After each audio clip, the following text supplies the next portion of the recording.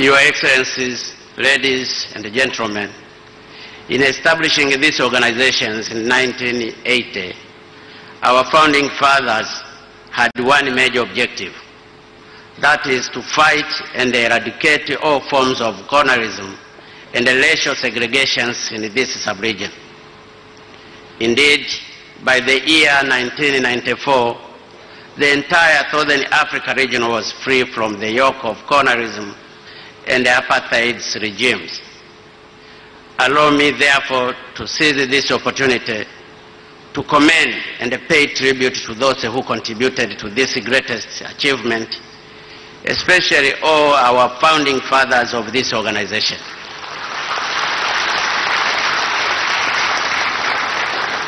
While commending them, it also needs to say that one of the instruments that facilitated our struggle was the Swahili language.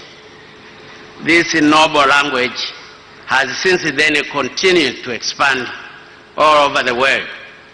Indeed, it is now the 10th most spoken language in the world, whereby in Africa it is widely spoken in 13 countries, including 6 in the Sadc regions.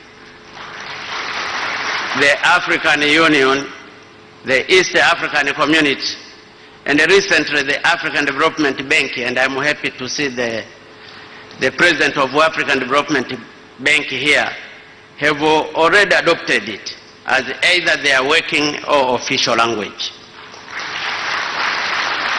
It is against this background that I would like to appeal to Your Excellencies to allow me to deliver my welcome remark in Swahili. It's my sincere hope that by doing so, Your Excellencies will be convinced to consider and fast track the adoption of Swahili as the first official language of the Sadc. Since I see no objection to my request, I now switch into Swahili.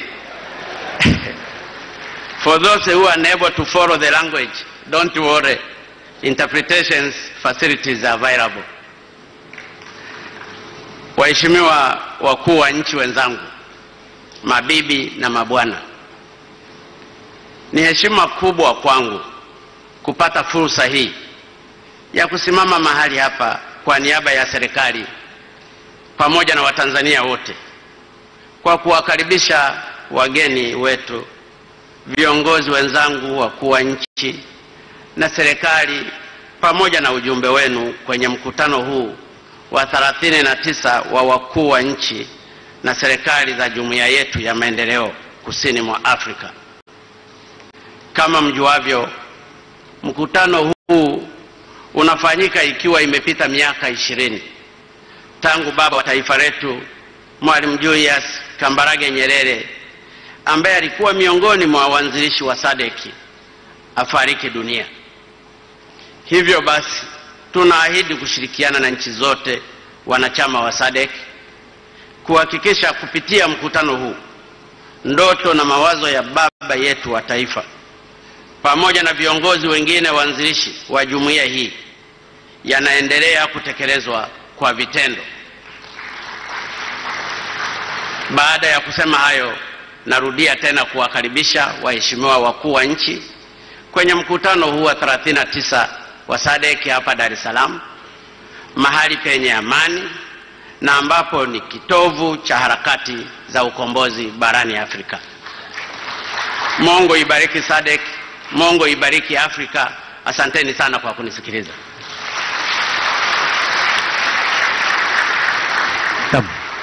Ni Rais Dr. John Magufuli huyu akitoa salamu za ukaribisho. Kumbuka kwamba yeye anapaswa kuwakaribisha wageni wake ambao wamekuja hii leo, na hicho ndicho ambacho amekifanya. Kwa hiyo ndio maana unaona hajatumia muda mrefu. Ameanza katika lugha ya Kiingereza, baadaye akasema ni kheri atumie lugha ya Kiswahili kwa sababu lugha ya Kiswahili imekuwa ikitumika zaidi sasa na ni lugha ya 10 miongoni mwa lugha ambazo zinatumika zaidi katika dunia kwa sasa. Sasa kwa mujibu wa ratiba, baada ya Rais Dr. Magufuli kuzungumza, kinachotaka kufuata sasa ni ile band ama kwaya ya Chuo Kikuu cha Dar es Salaam ambayo ilipaswa kutoa neno. Distinguished delegates, ladies and gentlemen, Sadc Summit in Tanzania is also celebration of where Sadc and the ideals of Africanness and humanity were found. In doing so, the people of Tanzania are rallying behind the message that was delivered by His Excellency Dr. John Pombe Magufuli in celebrating Sadc and in celebrating Africanness. Providing that they could not all be here with you, esteemed delegates, we have provision for their recording. A recording that was done by young people of Tanzania, young artists, young musicians, and they're singing in Swahili. But all that is celebration of you delegates, what you have found, what you have built upon, and what you're going to lead for the future. Sadc is in our hands, esteemed delegates. Your Excellencies, I also, as a son and daughter of Tanzania, on their behalf, I celebrate the idea of embracing Swahili or Kiswahili within the region. So I welcome you to follow the instructions, subtitles which are going to be given in English, but also to visit the Swahili booth, which will give you more about Swahili. And by the end of this meeting, I'm sure we'll all be fluent speakers of Swahili. I now welcome all Tanzania Star.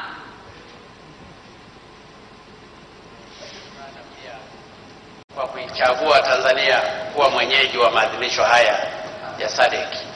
Kwa kweli hii ni heshima kubwa kwa Tanzania. Asanteni sana.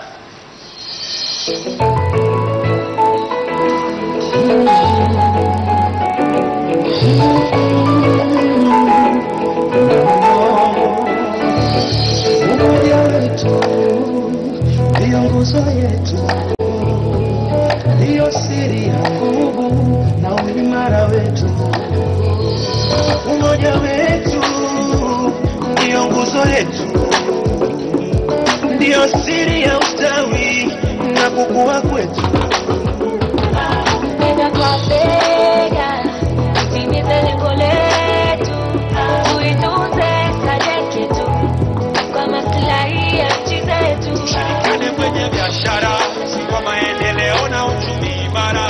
Sadc tushane mara kwa mara, tuitunze amani isije hasara. Umoja wetu ndiyo nguzo yetu, ndiyo siri ya ustawi na kukua kwetu. Umoja wetu ndio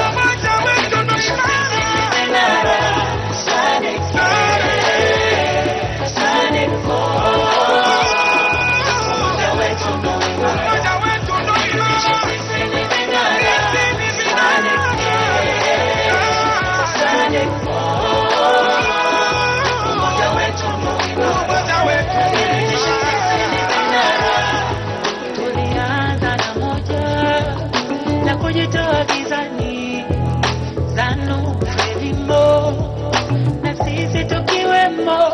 ANC Madiba tunamshukuru na Kaunda, Mwalimu Nyerere na Mugabe walishirikiana tukavuka.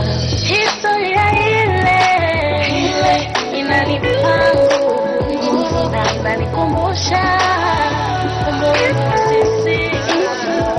Historia ile inanipangu na inanikumbusha umuhimu wa sisi kuwa pamoja. Baba Magufuli kwa na mkutano huu, juhudi zako katika kazi ni mfano kwa upendo.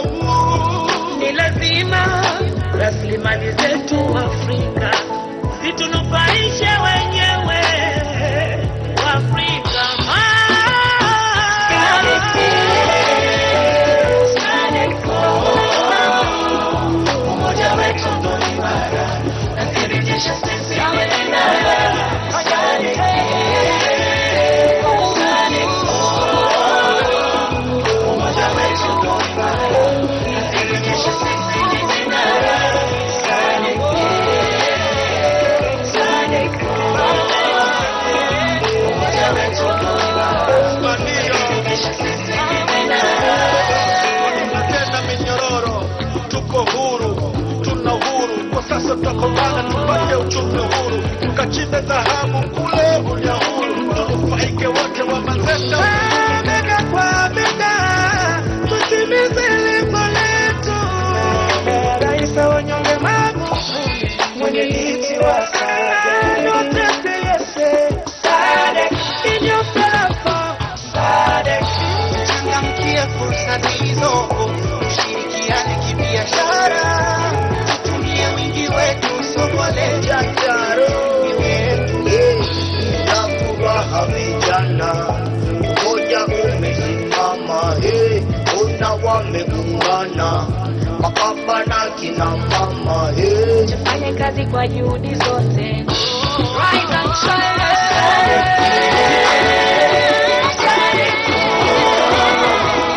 Umoja wetu ni imara, tunafikisha sisi ni imara. Sadc, umoja wetu ni imara, tunafikisha sisi ni imara. Sadc,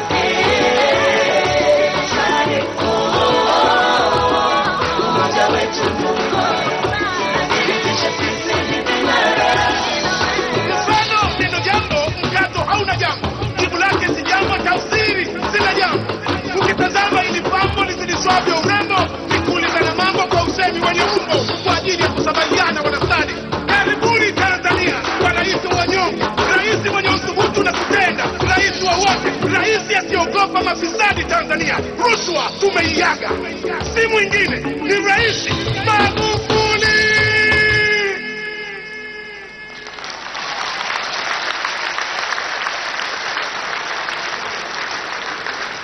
Indeed, the young people of Tanzania, they are welcoming you. As we say in Swahili, karibuni Tanzania, karibuni tena nyumbani. Now I call upon Miss Barbara to continue with the official program. Excellencies. Miss Barbara.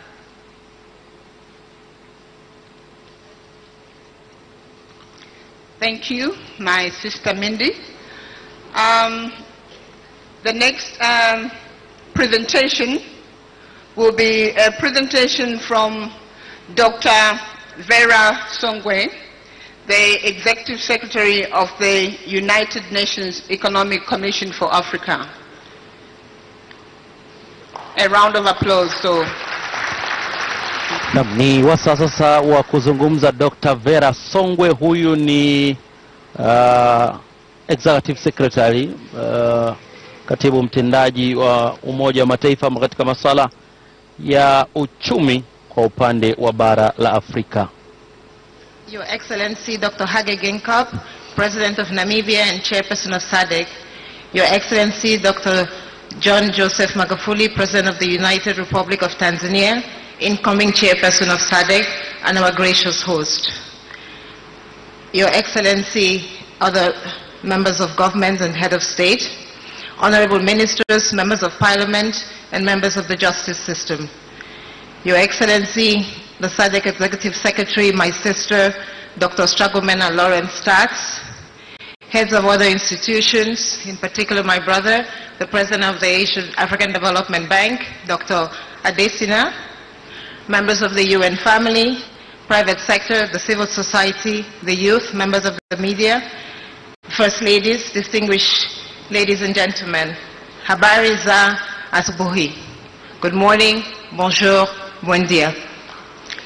I am pleased and feel highly honored to have been invited to address this august gathering on the opening of the 39th Ordinary Summit of Heads of States of the SADC region. To begin with, allow me to express my sincere gratitude to His Excellency President John Joseph Magufuli and the government and people of the United Republic of Tanzania for the warm hospitality extended to me and our delegation and the hills of the Kilimanjaro. I would also like to acknowledge the significant contributions made by the outgoing SADC chairperson, and I think my sister Dr. Tax has already re-emphasized that, so I wouldn't go through that in the interest of time. But thank you, President Hage Geingob, for everything you've done during your chairmanship. I must say the theme of this summit, a conducive business environment for inclusive and sustainable industrial development, is well-timed and resonates very well with the current economic developments across the continent. And therefore, I would like to congratulate the heads of states and government for adopting this. I would like to couch my speech on the 4 headings: the global context, the trade issues and industrialization, the state of the people of the SADC region, and the question of competitiveness. And the global context, I think we have all seen the trade wars that are happening across the world and are particularly impacting on our continent, not directly, but through monetary policy, because our competitiveness is weakening.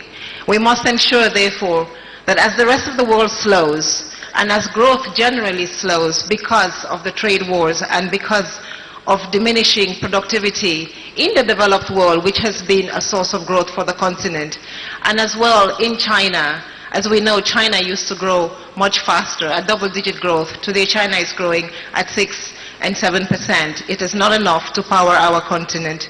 We therefore must look inside. We must ensure that as we move forward together on the continent. And I think it is for this reason that we celebrate the African Continental Free Trade Area Agreement, because it allows us as Africans to come back within, to look inside of us, to be able to find the sources of growth we need to ensure that our continent continues to be prosperous. We are 10 years away from the SDGs, and many of our countries will not meet the SDGs. The SDGs have one line: we must leave no one behind. And we are not there yet. I think, as my sister said, growth on the continent is slow. The SADC region promised 7% growth by 2020. It is less than 4%. I think only a few countries are making the 7% growth, including Tanzania, and we congratulate Tanzania for that. We need to do more, we need to do better, we need to do faster to ensure that our people stay out of poverty. The speedy ratification of the CFTA is a clear sign that our leadership and the leadership of SADC recognizes and realizes that industrialization, but more importantly, integration, is what is going to create jobs and generate prosperity for our people, in particular for our youth and for the women. Therefore, it is for this reason that we continue to emphasize and urge the rest of the countries that have not yet ratified the CFTA to join the community of the willing and ensure that we all get and move forward with this 1.2 billion market, which can create more jobs, create more prosperity for our people. The main purpose of the CFTA is really about that. It is about creating jobs. It is about ensuring that every young woman, young man, every child who grows up in the SADC region will realize their dreams of getting a job in the near future. Prosperity is within our reach. We know we can do it as an integrated community, and therefore this is the reason why we work harder and stronger every day to ensure that this integration, which has begun with the CFTA, continues. We cannot do integration, we cannot benefit from the CFTA if we do not have the conditions that ensure that our economies are competitive. In that spirit, and again, my sister has spoken about the issue of climate change, and I'd like to stop here and take a few moments to recognize and sympathize with those who suffered from Cyclone Indai. As you know, the Secretary General of the United Nations did visit the region to pay his respects, but also to emphasize the importance of climate change. Indeed, Africa is only 2% of the contribution of carbon dioxide into the environment, but we do know, and I think we are living it, we do experience the fact that we are suffering the most. An important part of climate change is energy. An important part of industrialization is energy. Today in the SADC region, only 5% of the rural areas in the Southern African region have access to electricity. There is quite a dichotomy in the region. 71% access in the urban areas of Tanzania, 7% in the rural areas. 80% access in the urban areas of Zimbabwe, 14% in the rural areas, and the numbers go on. We need to ensure, in particularly as we know that our women are in the rural areas, that there is more energy. But it's not just any kind of energy. We need renewable energy, because even if we don't contribute to to the climate change problem. By continuing to use fossil fuels, we will in the long run contribute. And the small amount that we pollute into the environment actually translates into huge amounts for our healthcare systems, as it is our women who continue to burn fossil fuels and suffer from poor cooking services. So in the Sadc region, you have made a lot of progress improving energy with the South African power pool. But there are still some challenges, and we hope that as we move forward to ensure that industrialization takes root, not only will we increase access, but we will improve the institutional capacity to move and to transition from fossil fuels and coal to more clean energy.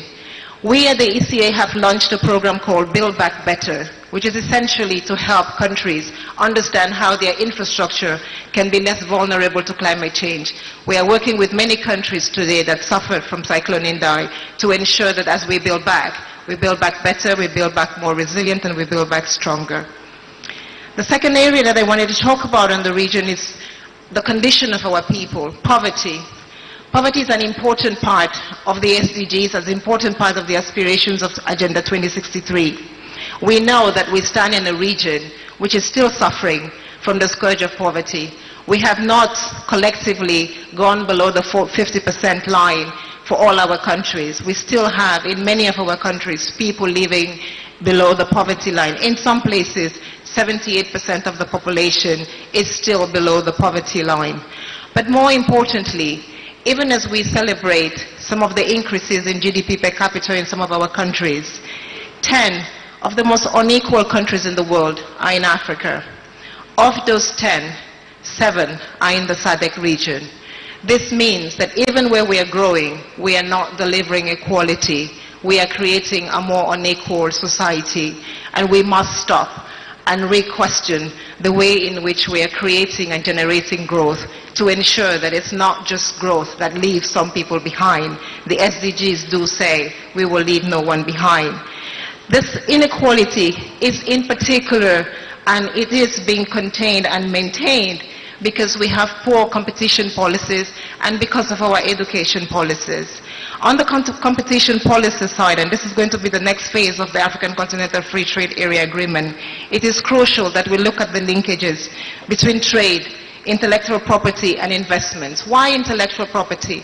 Because as our youth create new ideas and as our youth come up with new ways of delivering services, of trading, and the whole point of the CFTA is not just about production, but it's also about how we move goods from one place to the other. A lot of that will be happening in the digital age, and we have to then ensure that we level the playing field, that we ensure that the private sector, that is the one that creates jobs, is able to compete fairly, predictably, and consistently in the sub-region.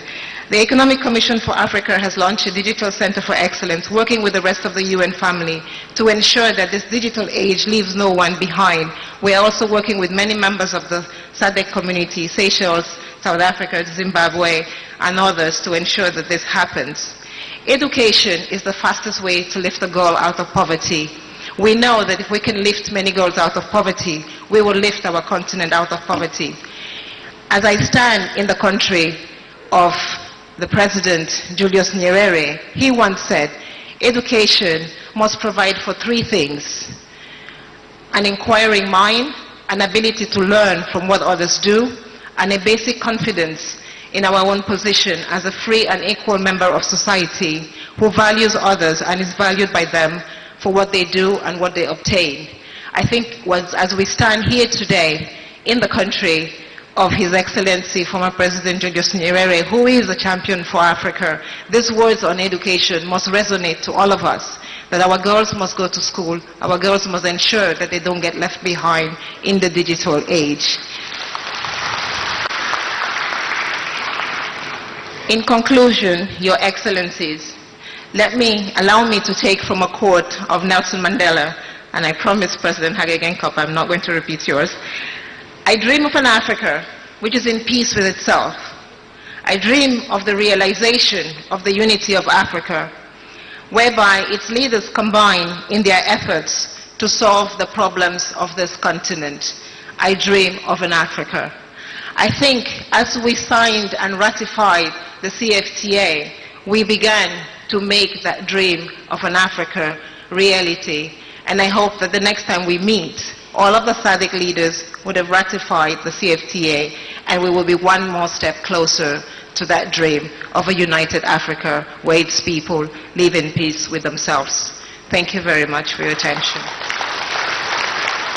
Maneno ya kwake Dr. Vera Songwe, katibu mtendaji wa Umoja wa Mataifa kwenye mambo ya uchumi, ile tume ya uchumi kwa upande wa bara la Afrika. Amezungumza masuala kadhaa yanayohusiana na uchumi katika ukanda wa Afrika kusini, ikiwemo ukuaji wa uchumi, namna ambavyo ulivyo, lakini upatikanaji wa huduma nyewe za nishati 5% ya umeme ndio ambao unapatikana kwa uhakika, lakini pia bado shida ya umaskini inaonekana ni kubwa. Hivyo akataka yale kufikia malengo endelevu yale ya Umoja wa Mataifa basi endelee kusukumwe pasavyo ili kuweza kutekeleza.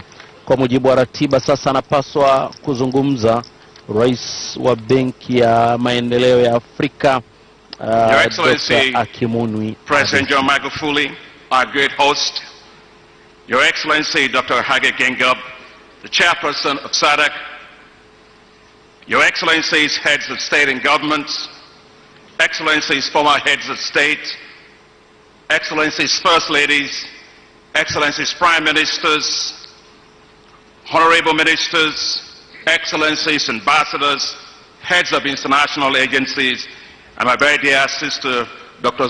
Vera Songwe, the Executive Secretary of the Economic Commission for Africa, distinguished ladies and gentlemen.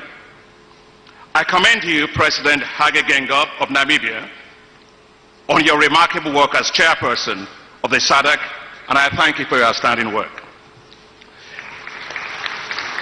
I also like to thank my dear sister, Dr. Tas. She's doing an incredible job for you at SADC, and I think you should give her a big round of applause. Thank you for inviting me to this summit. I wish to congratulate you, incoming Chairman Mheshimiwa Rais wa Jamhuri ya Muungano wa Tanzania, President John Magufuli. My dear brother and friend, as you will be assuming leadership as chairperson of SADC, and Mr. President, I just wanted you to know that we speak Swahili at the bank. That's why I said that. You are well known for your dynamism and action, and so I know that you will bring to this work an agenda and mission, a lot of your passion to advance the work of SADC. But please accept, Mr. President, our deepest condolences on the loss of lives of those who died in the tragic incident here. May God comfort you and the whole country, and may their souls rest in peace.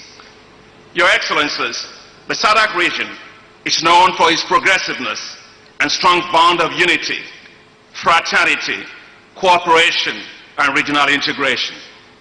The bond that binds this region, tightened decades ago during the struggle for independence and the fight against apartheid, inspires a deep desire for growth and prosperity of its people. You all are great leaders. You are working hard for your people.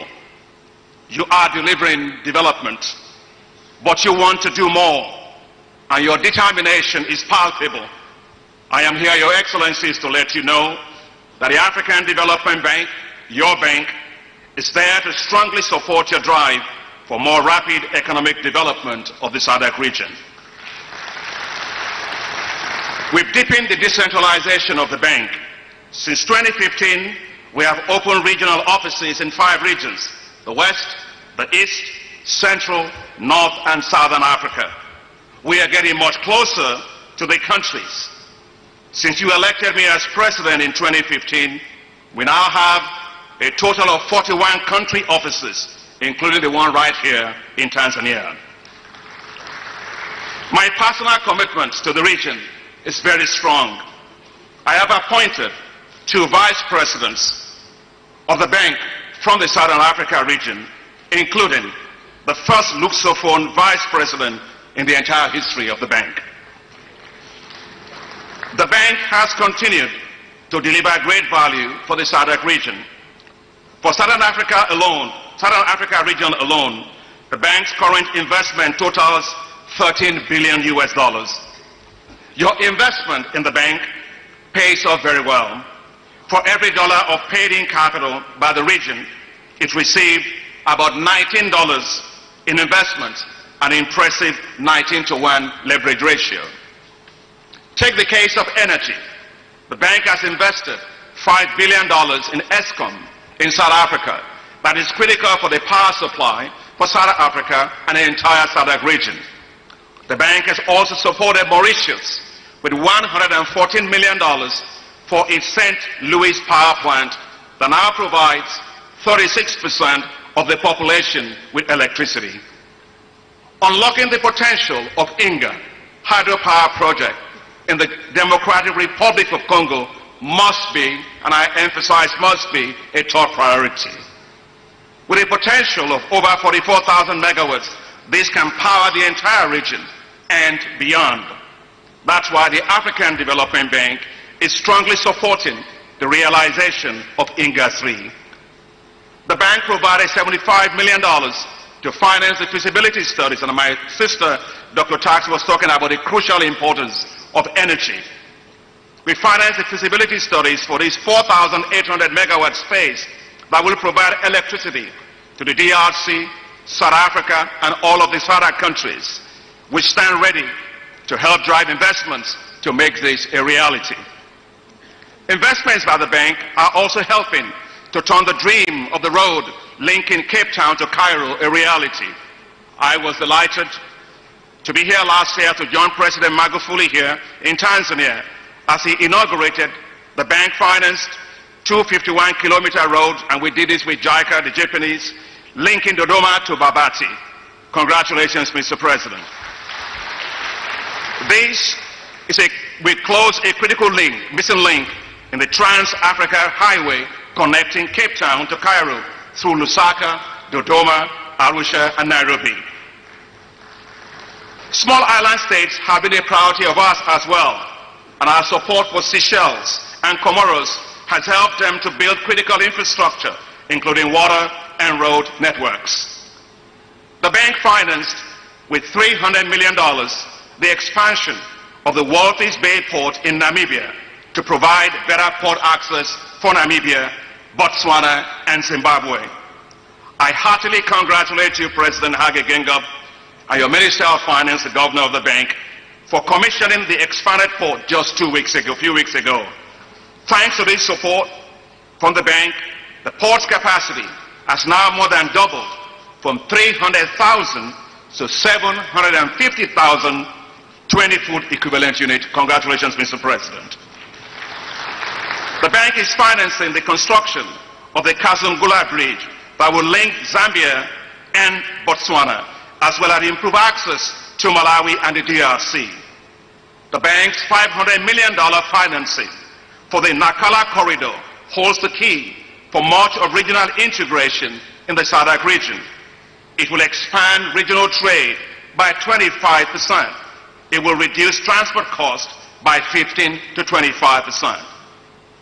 To facilitate intra-regional trade, which Dr. Vera Songwe talked about, the bank has provided $300 million in trade finance and trade risk insurance to the Absa Bank and the First Rand Bank in South Africa. These will facilitate a total of $2 billion worth of trade for 20 countries. The African Development Bank provided $25 million to support Eswatini Development Finance Corporation and $80 million for the Botswana Development Corporation, both to provide access to finance for small and medium-sized enterprises. And in Lesotho, our support is helping the country to modernize its tax revenue collection and administration to raise more resources for its development. Your Excellencies, agriculture offers huge opportunities for the SADC region, but it faces significant challenges from ravaging climatic risks, droughts, and devastating floods, as Dr. Tax mentioned. Recent cyclones massively affected the economies of Mozambique, Malawi, and Zimbabwe, while droughts have affected Namibia, Madagascar, Lesotho, South Africa, Malawi, and Botswana. the bank provided over $104 million in support to Mozambique, Malawi, and Zimbabwe to address the immediate humanitarian and reconstruction needs from the devastating floods. The bank financed the rapid deployment of water-efficient and drought-tolerant maize varieties for over 2.5 million farmers planted on a whopping 1.1 million hectares last year alone, mainly in the SADC countries. The bank also financed the payment of premiums for disaster risk insurance for Mozambique and for Madagascar. And last year, Your Excellencies, another menace is called the fall armyworm, threatening food security all across the SADC region. The African Development Bank immediately swung into action, and we financed the rapid dissemination of technologies to immediately tackle the fall armyworm, reaching 1.5 million farmers last year alone. To deepen private sector investments in Lusophone countries, including Mozambique and Angola, the bank launched the Lusophone Development Finance Compact to help leverage $5 billion in private investments in Lusophone countries, the first ever such in the history of the bank and also the first ever such in the history of the continent. To accelerate investments on the continent, the African Development Bank launched Africa Investment Forum last year, Africa's Marketplace for Investments. Under the chairmanship of our incredible and generous host, President Cyril Ramaphosa, the maiden event was a huge success. We mobilized collectively investment commitments worth $38.7 billion for infrastructure projects in Africa, all in less than 72 hours. And close to $9 billion of those were for projects in the Southern Africa region. Your Excellencies, the continued success of the SADC agenda depends on a strengthened SADC Secretariat. The African Development Bank is supporting the establishment of a $1.2 billion SADC Regional Development Fund to help mobilize domestic resources for regional infrastructure and industrialization. Just in May this year, the bank approved $2 million for the operationalization of this fund, including for project preparation, for agriculture, pharmaceuticals, and mining. I would like to urge member states of SADC to accelerate their ratification of the Regional Development Fund Agreement so this fund can start its incredibly important work. Your Excellencies, your support to the African Development Bank has been crucial in driving impressive development results for the continent. Since 2015, when the bank launched its Hi-Fi strategy, 16 million people have been connected to electricity. 70 million people were provided with access to improved agricultural technologies. 9 million people access finance from private companies. 55 million people were provided with access to improve transport. And 31 million people gain access to improve water and sanitation. The African Development Bank is your trusted partner. We share your vision. We believe in your drive. We are here to help you succeed and realize your ambitions. I wish to thank your Excellencies for your strong support for the general capital increase for the African Development Bank, your bank. Your unanimous and strong support for the general capital increase will help fast-track Africa's development. I see a brighter future for the SADC region. Regional railways that link the whole region. Regional value chains that will drive competitiveness. Special agro-industrial zones that will transform agriculture into a major business all across the region, creating millions of jobs. And regional power pools that will finally solve the energy challenge in the region. Cynics may say, this is ambitious. Of course, it is. Africa must not be under-ambitious. With your support, the African Development Bank and myself as its president stand fully committed to support SADC to achieve even greater development results in the coming years. Thank you very much, Your Excellencies. Merci beaucoup. Mucho obrigado. Asante sana. Rais wa Benki ya Afrika AFDB huyo Dr. Numwi Adesina, akielezea namna ambavyo AFDB imekuwa ikifanya masuala kadhaa katika bara Afrika, namna ambavyo imesaidia ujenzi wa miundombinu iliweza kushughulikia madhara pia ya kimbunga Kenneth, lakini namna ambavyo imesaidia upatikanaji wa umeme wa uhakika, mikopo, na namna ambavyo itaendelea kuhakikisha kwamba Afrika inaendelea kuwa na mwelekeo mzuri na wa kipekee kabisa, na ameeleza kwamba watakuwa tayari pia kusaidia chochote kile ambacho kinahitajika ndani ya SADC. Kwa mujibu wa ratiba yetu, ilifaa sasa ije kwaya ya chuo kikuu cha Dar es Salaam, lakini tumsikilize mshereheshaji wa shughuli hii. of the Union of Comoros, His Excellency Azali Assoumani. Naam, sasa anakuja kuzungumza rais wa visiwa vya Komoro Azali Assoumani. Yeye ndio ambaye anapaswa kuzungumza kwanza, kisha baada yake atakuja Rais Andry Rajoelina naye wa kutoka kule Madagascar. Monsieur le Président Heggembo, président de la République de Namibie et président en exercice de la SADC.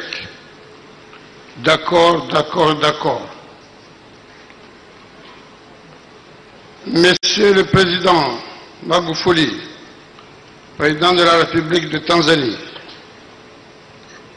Excellences, Monsieur le chef d'État et de gouvernement, Monsieur le Président Adesina de la Banque de développement, Excellences, Mesdames et Messieurs les chefs de délégation, Excellences, Monsieur le Président du Conseil des ministres de la SADC, Excellences, Madame la Secrétaire exécutive de la SADC, Excellences, Mesdames et Messieurs les membres du corps diplomatique et des institutions internationales ici représentées, honorable assistance, Mesdames et Messieurs, permettez-moi, avant d'entamer mon discours, dire à mon frère Adesina que la Banque africaine de développement, ce n'est pas notre frère, c'est notre sœur. Parce qu'une sœur a beaucoup de sentiments aux gens que le frère. Et je voudrais, à l'entame de mon propos, saisir cette bonne opportunité pour exprimer à mon cher frère, le président Magufuli, aux autorités et au peuple frère de la République unie de Tanzanie, au nom de ma délégation et à mon nom personnel, nos sincères reconnaissances pour l'accueil chaleureux et fraternel qui nous a été réservé depuis que nous avons foulé la terre tanzanienne et de cette belle capitale de Dar es Salaam, ville de retrouvailles, d'accueil et d'hospitalité. Je suis confiant que sous la clairvoyance et l'incontestable leadership de son Excellence M. Magufuli, digne successeur du fait le président Malimou Julius Nyerere, qui va être investi comme nouveau président de la SADC, notre organisation bénéficiera de son expérience d'homme d'État, visionnaire, et franchira un nouveau palier dans son épanouissement et son évolution. Je voudrais également exprimer la sympathie et les condoléances du peuple comorien au gouvernement, au peuple frère de la République unie de Tanzanie, suite à l'accident survenu le 12 août dernier à Magoro et qui a occasionné de lourdes pertes humaines. Nos prières vont à l'endroit de regretter et tout en partageant la douleur indicible des familles endeuillées par cette tragédie, nous formulons nos vœux et prompt rétablissement aux blessés.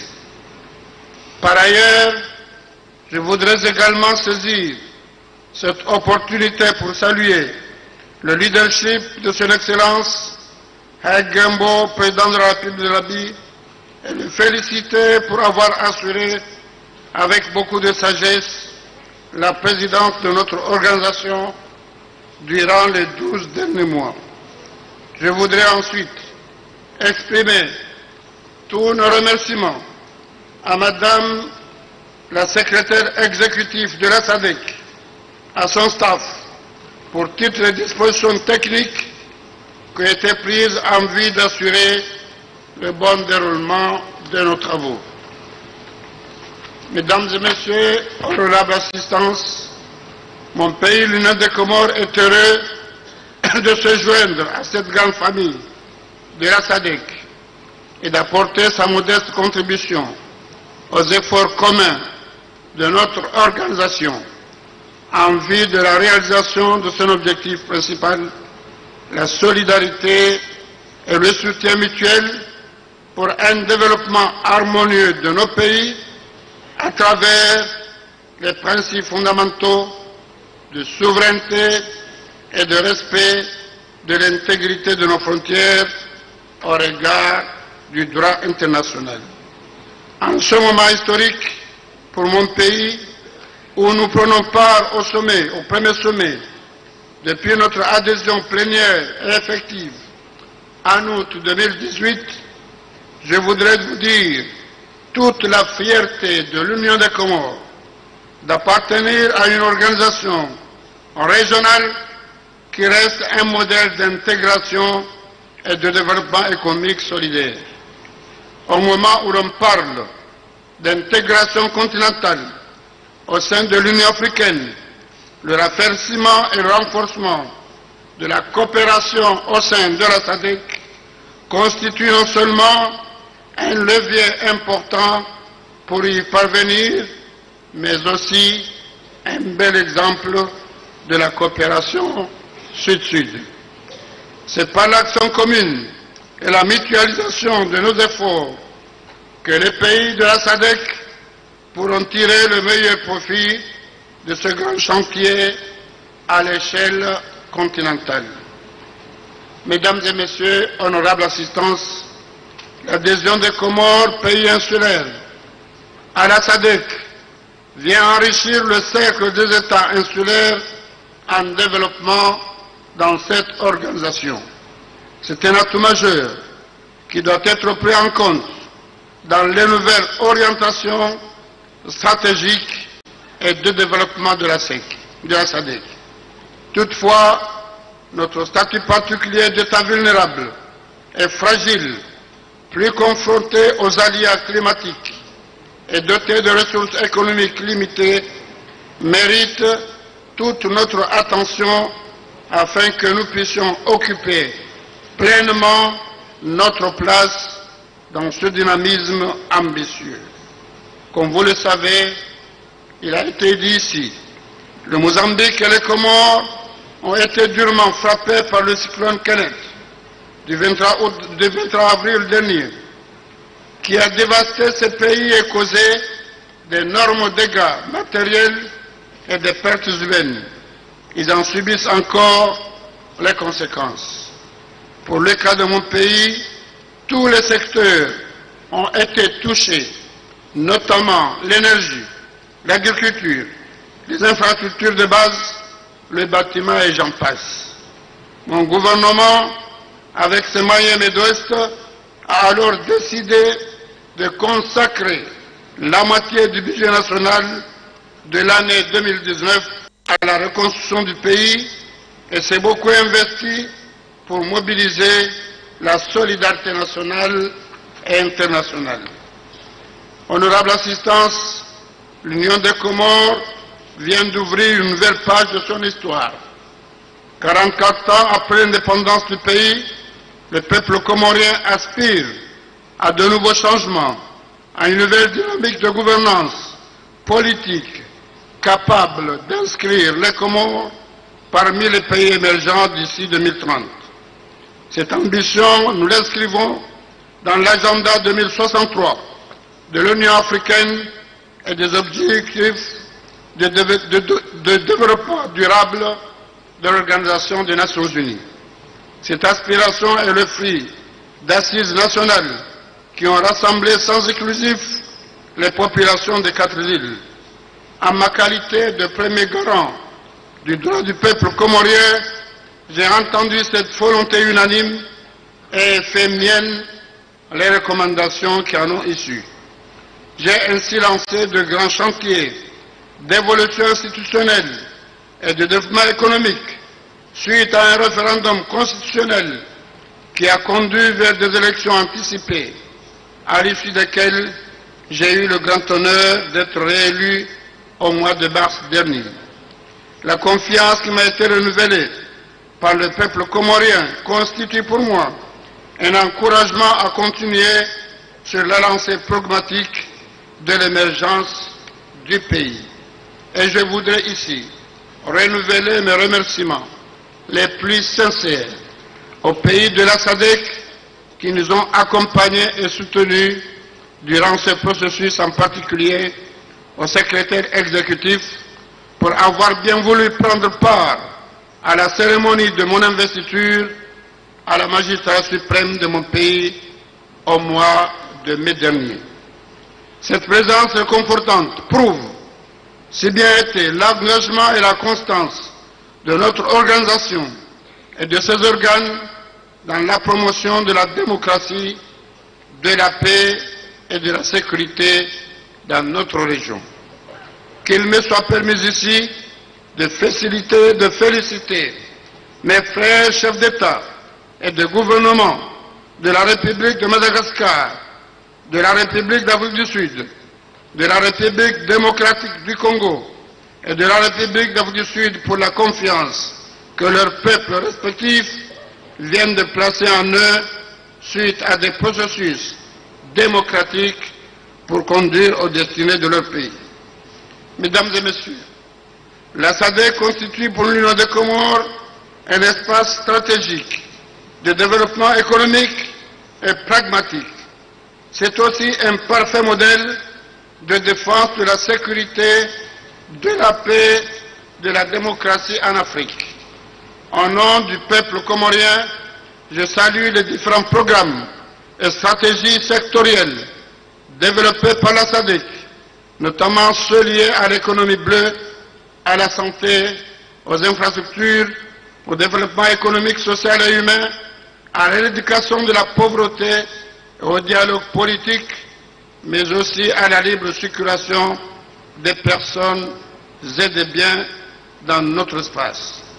Mesdames et Messieurs, permettez-moi de porter à la connaissance de cette auguste assemblée que je viens d'effectuer une visite officielle en République française, à l'invitation du président Macron, qui a permis de relancer la coopération bilatérale entre nos deux pays. Lors de cette visite, le président français a également bien voulu accepter de parrainer et d'abriter à Paris une conférence de bailleurs de fonds au profit du développement des Comores d'ici la fin de cette année 2019. Les modalités pratiques de cette importante rencontre sont en cours de finalisation et dans la fin de ce mois, la SADC, ses États membres et les différents partenaires seront invités à y prendre part, sans oublier mon frère, le président Adesina de la Banque de développement. Mon pays compte sur votre présence, votre investissement et votre solidarité. La présence de l'Union des Comores au sein de la SADC est un atout considérable, sa possibilité d'appartenir à d'autres organisations internationales, notamment l'OIF, la Ligue des États arabes, l'Organisation de la coopération islamique, pourrait faire de lui le porte-parole de la SADC au sein de ses forces internationaux. Et à mon nom, mon pays reste disponible à jouer ce rôle avec engagement et investissement.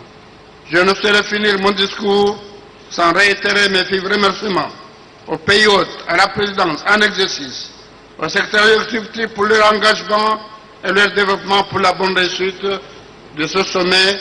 Je souhaite plein succès à nos travaux et à nos délibérations. Je vous remercie pour votre aimable attention. Vive la SADC, vive la coopération régionale. Je vous remercie. Asante sana wa heshimiwa.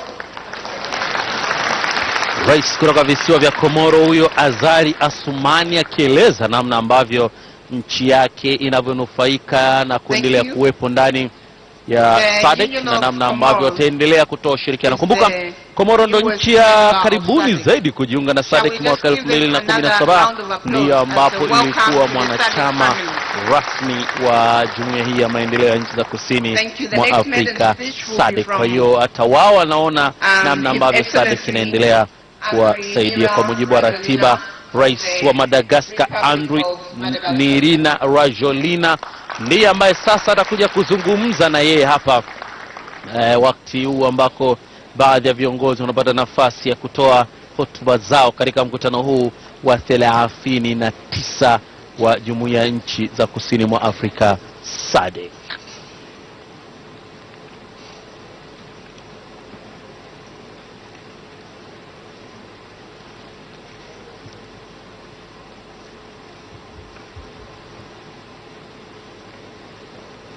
Excellence, Dr Pombe Joseph Magufuli, président de la République unie de la Tanzanie et président entrant de la Sadc. Excellence, Monsieur le Président de la Namibie, président en exercice de la Sadc. Excellence, Mesdames et Messieurs les chefs d'État et de gouvernement, Mesdames et Messieurs les chefs de délégation, Madame la secrétaire exécutive de la Sadc, Mesdames et Messieurs les membres de délégation, distingués invités, Mesdames et Messieurs, je voudrais tout d'abord vous dire combien je suis heureux de participer pour la première fois, en ma qualité de chef de l'État malagasy, à ce sommet de la Sadc. Je voudrais ainsi saisir l'occasion qui m'est offerte pour exprimer ma profonde gratitude au peuple et au gouvernement de la République unie de la Tanzanie pour leur généreuse hospitalité et les marques d'attention dont ma délégation et moi-même faisons l'objet depuis de notre arrivée à ce havre de paix, comme on dit en arabe, Dar es Salaam. Par ailleurs, à cette tribune, je vous apporte mes salutations du peuple malagasy et ses remerciements pour la solidarité que vous lui avez témoignée au cours de ces dernières années. Solidarité qui s'est manifestée par l'envoi de missions de médiation et l'accompagnement de l'alternance démocratique à Madagascar par la Sadc. Il nous importe aujourd'hui de consolider des relations qui ont pu être mises à mal au gré des circonstances et des événements, se heurtant aux incompréhensions au cours de la période de la transition à Madagascar qui s'est déroulée de l'année 2009 jusqu'en 2013.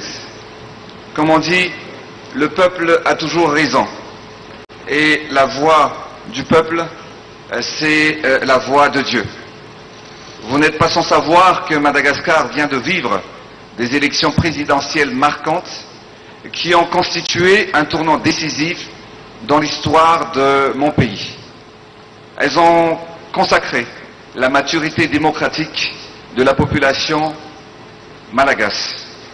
Elles ont aussi engendré un regain d'espoir et de confiance au sein de la population malagasy, mais également de la part de nos partenaires quant à nos capacités de mettre fin au paradoxe d'un pays béni par la nature et doté d'un fort potentiel, mais qui a néanmoins accumulé un retard de développement.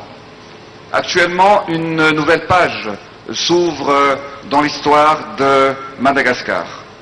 Excellences, Mesdames et Messieurs, il y a 14 ans, Madagascar faisait son entrée dans cette maison commune, exprimant sa volonté d'adhérer au processus d'intégration dans notre région. Pourtant, cette intégration ne s'est pas faite avec le rythme et suivant l'ampleur escomptée et attendue. Le développement de l'Afrique devra être rapide, cohérent, mais surtout durable. Le développement durable, dans toutes ses dimensions, est un objectif commun. Plus que jamais, aujourd'hui, alors que le reste du monde se tournent vers l'Afrique et commencent à constater le potentiel et surtout à craindre notre éveil, l'éveil de l'Afrique. Nous devons de mieux nous défendre et défendre nos intérêts et surtout nos exigences. Faisant de la région de l'Afrique australe et du sud-ouest de l'océan Indien un acteur déterminant dans la mise en œuvre de ce qui est en voie de devenir le plus grand espace d'échange commercial au monde, c'est-à-dire la zone de libre-échange continentale africaine, laquelle est sans nul doute l'un des projets les plus emblématiques de l'agenda de notre continent. Priorisant la facilitation de nos coopérations et raffermissant nos partenariats. Me référant à la notion d'exclusivité comme au football, il nous faudra jouer collectif afin qu'ensemble nous travaillions et pour faire un seul bloc, le bloc de l'Afrique émergent.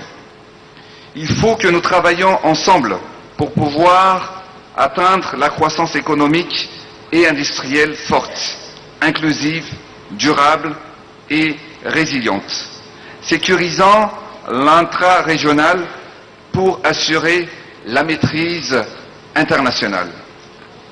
Le thème de ce sommet, à savoir environnement commercial propice au développement industriel inclusif et durable, à l'accroissement du commerce intra-régional et à la création d'emplois, nous engage individuellement à opérer des réformes structurelles et institutionnelles dans l'objectif de transformer nos économies et améliorer leur compétitivité. Dans cet agenda d'intégration africaine, Madagascar compte participer activement à l'édification d'une Afrique prospère à travers notre contribution à l'effectivité de l'accroissement des échanges intra-régionaux et intracontinentaux. Conformément aux priorités énoncées dans le plan de développement stratégique indicatif régional révisé, Madagascar transformera sa vision en action à travers la modernisation et l'industrialisation du pays. Nous amorçons une nouvelle ère dans la vie socio-économique de notre pays, puisque nous démarrons une série de réformes nécessaires à la transformation profonde de la manière de gouverner à Madagascar. Les grandes priorités dans notre processus de développement ont été définies et leur réalisation servent notre vision d'émergence, à savoir l'autosuffisance alimentaire, la promotion de l'habitat digne, de la santé et de l'éducation pour tous, une meilleure gestion de nos ressources naturelles, la promotion de l'esprit d'entreprise, l'autonomisation de la femme, le soutien à la jeunesse et surtout du sport, la création d'emplois. Tout ceci avec le développement industriel inclusif et durable comme pierre angulaire. Avec la diversification et la productivité et le renforcement de la compétitivité, nous avons pour ambition d'augmenter le volume de nos exportations de biens manufacturés afin de pénétrer de manière plus substantielle le marché africain. Nous voulons et allons accomplir tout ceci avec le concours de la Sadc comme partenaire stratégique à notre croissance. Il est cependant nécessaire, pour que cela prenne effectivement forme, que nos secteurs privés puissent réellement profiter de cette plateforme d'échange, favorisant leur participation effective aux efforts d'intégration. Nous avons de grandes attentes envers la Sadc. Qu'elle ne soit pas une institution de plus où l'on adhère et où l'on se réunit. Mais nous attendons des résultats, mais surtout qu'elle soit une réelle valeur ajoutée aux économies des pays membres, que cette organisation à laquelle on tient, sur laquelle on compte, agisse concrètement pour la croissance économique individuelle à chaque nation et pour l'intégration régionale. qu'elle soit entièrement dédiée aux objectifs de développement de l'Afrique, qu'elle soit réellement un instrument efficace et efficient pour faire émerger l'Afrique. Excellences, Mesdames et Messieurs, nous sommes réunis aujourd'hui parce que nous partageons l'ambition commune de mettre le continent africain sur les rails de l'émergence. Plus que jamais, l'Afrique est fière et déterminée. Mes chers frères et sœurs africains, leaders et présidents respectés, je suis probablement le plus jeune chef d'État parmi nous, mais le patriotisme et l'envie d'agir n'attendent pas le nombre des années. Vous voyez ici le visage et vous entendez la voix du patriotisme et de la fierté africaine. Je parle au nom de tout un peuple, de toute une génération, de la grande famille d'Afrique, en déclarant à nouveau que l'essor africain ne se limite pas à un débat, mais doit se traduire en actions concrètes, mesurables et quantifiables. Madagascar se lève, l'Afrique s'impose. Béni soit la terre de nos ancêtres. Je vous remercie de votre attention. Rais wa Madagascar huyo Andry Rajoelina naye akieleza namna ambavyo wao kama Madagascar wanavyoendelea kunufaika kupitia Jumuiya ya Maendeleo ya Nchi za Kusini mwa bara la Afrika SADC, na namna ambavyo wanaendelea kushukuru uwepo wa jumuiya hii kwa ujumla wake. Kwa mujibu wa ratiba, sasa anafaa kuja kuzungumza Rais wa Jamhuri ya Kidemokrasia ya Kongo DRC Felix Antoine Tshisekedi Tshilombo, mmoja wa marais wapya hivi katika jumuiya hii ya nchi za kusini za maendeleo za kusini mwa bara Afrika SADC, na atapaswa pia naye kuja kuzungumza. Kumbuka kwamba marais wawili ambao wametangulia wanazungumza Kifaransa, na hata pia Antoine Tshisekedi Tshilombo naye pia ni nchi yake kwa ujumla wao inazungumza Kifaransa, licha kwamba katika eneo la mashariki mwa DRC lugha ya Kiswahili nayo inaonekana kutamalaki na chomoza hivi na kuingia kwa karibu kule Kinshasa, lakini si sana ukilinganisha na maeneo ya Goma na maeneo mengine ya Katanga kule ambako Kiswahili kinazungumzwa kwa ukubwa wake. Wasawa kumsikiliza Rais Antoine Felix Tshisekedi Tshilombo. Monsieur le Président Hage Geingob, président de la Namibie et président en exercice sortant de la SADC,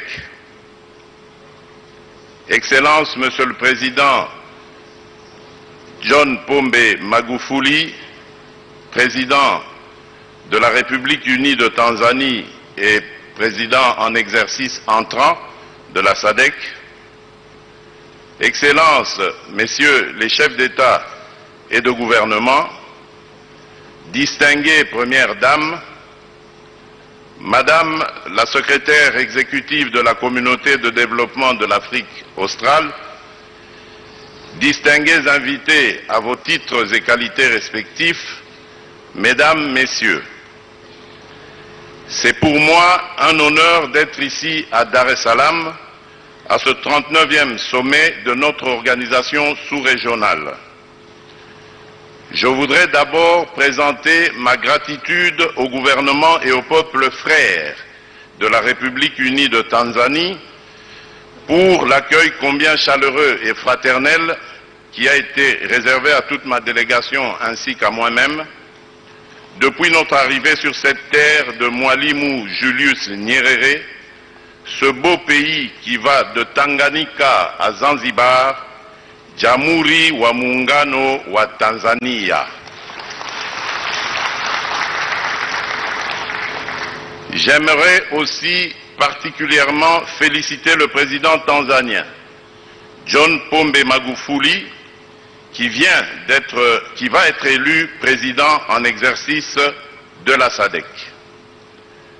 C'est aussi pour moi l'occasion d'exprimer ma gratitude au docteur Hage Geingob, président de la République de Namibie et président sortant de la Sadc, qui a fait avancer le programme d'industrialisation de la région.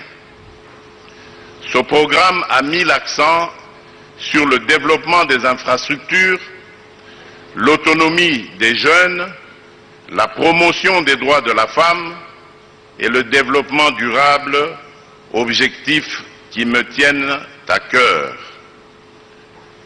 Mes félicitations s'adressent enfin à Madame Lawrence Tax Stergomena, secrétaire exécutive de la Sadc, pour sa remarquable contribution au développement économique régional et la mise en œuvre du plan stratégique indicatif de développement régional. Enfin, je remercie vivement tous les pays membres de la Sadc pour leur accompagnement manifeste durant les moments les plus critiques, ce qui a permis d'éviter l'implosion de la République démocratique du Congo et de favoriser l'alternance politique, démocratique et historique vécue récemment après les élections de décembre 2018.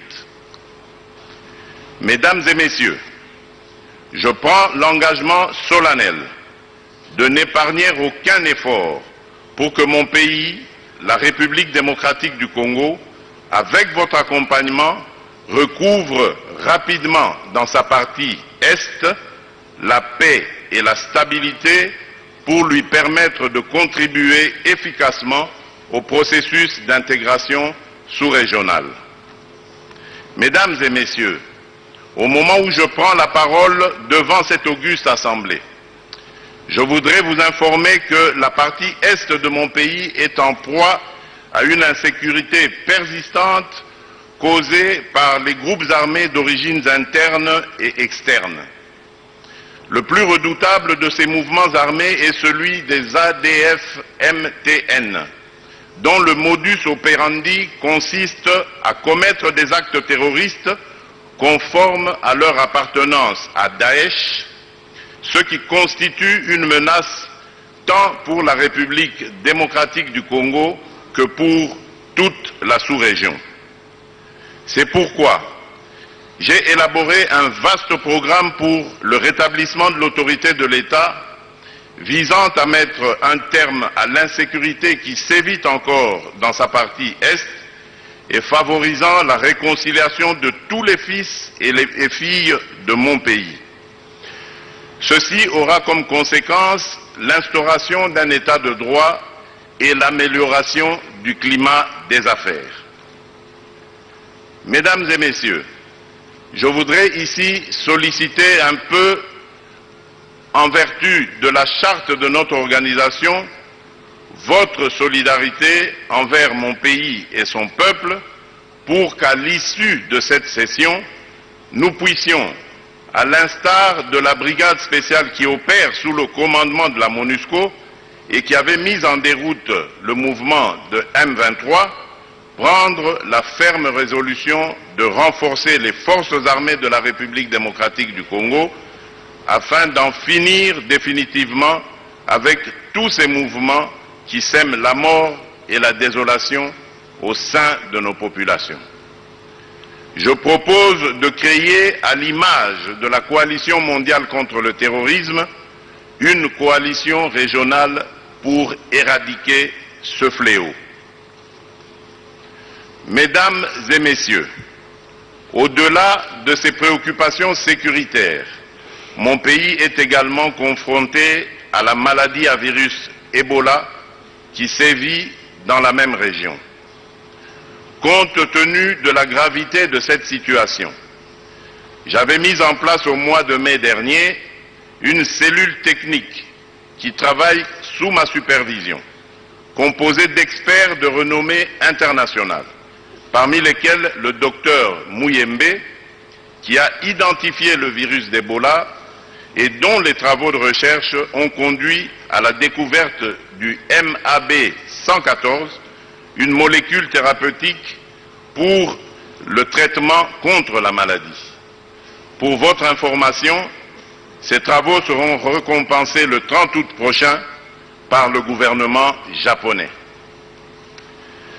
Cette stratégie de riposte nous a permis de mettre à l'abri la ville de Goma et de poursuivre l'éradication dans les autres parties qui seraient affectées, tels les 2 cas détectés avant-hier à Bukavu.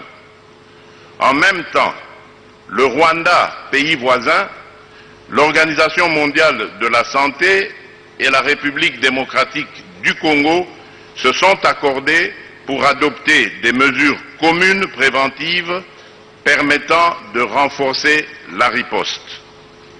C'est ici l'occasion pour moi de saluer l'élan de solidarité qui s'est manifesté de la part de nos partenaires bi- et multilatéraux pour leur accompagnement et leur soutien. Je puis enfin vous rassurer que je ne ménagerai aucun effort pour relever ce défi. Mesdames et messieurs, pour revenir au thème de la présente session, à savoir un environnement commercial propice au développement industriel inclusif et durable, à l'accroissement du commerce intracommunautaire et à la création d'emplois, laissez-moi vous dire que ce thème me conforte d'autant plus que mon pays, la République démocratique du Congo, qui partage ses frontières avec 9 autres pays, possède des atouts innombrables. Qu'il s'agisse de sa population, sa superficie, son écosystème, son sol et son sous-sol, son potentiel hydroélectrique et minier, la République démocratique du Congo demeure un maillon important dans le développement de la sous-région. Je m'engage à poursuivre l'intégration régionale et la politique de proximité avec tous les pays de la Sadc. Dans ce contexte que je m'emploie à faire de l'intégration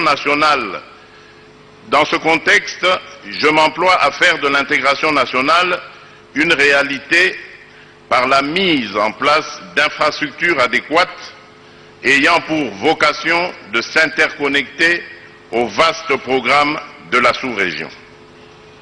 Mon vœu est de voir très rapidement toutes les populations de notre sous-région circuler librement de l'océan Indien à l'océan Atlantique, de Dar es Salaam à Lobito, de Mombasa à Banana, de Aru à Durban.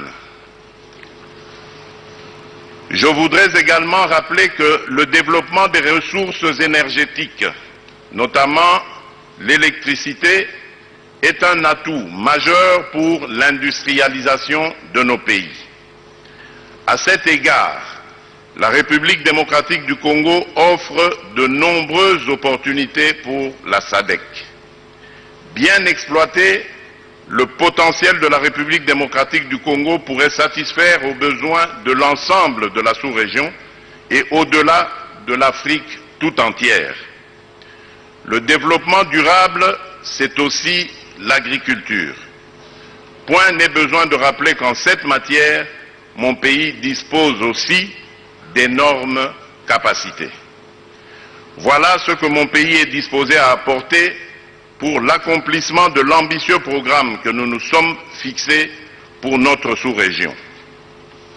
Excellences, Monsieur le Président Hage Geingob, président de la Namibie et président en exercice de la communauté, président en exercice sortant de la communauté de développement de l'Afrique australe, Excellences, Monsieur le Président John Pombe Magufuli, président de la République unie de Tanzanie et président entrant de la communauté de développement de l'Afrique australe, Excellences, Messieurs les chefs d'État et de gouvernement, distinguées Premières Dames, Madame la secrétaire exécutive de la communauté de développement de l'Afrique australe, distingués invités à vos titres et qualités respectifs, Mesdames et Messieurs, pour terminer j'ai la ferme conviction que les assises du présent sommet aboutiront à des propositions concrètes afin de créer un environnement commercial et sécurisé propice au développement industriel inclusif et durable dans notre espace SADC. Au nom du peuple congolais et au mien, je souhaite plein succès aux travaux et délibérations du 39e sommet de la SADC. Kwa niaba ya raia wote wa Kongo na mimi mwenyewe na watakia mafanikio mema ya kazi yetu.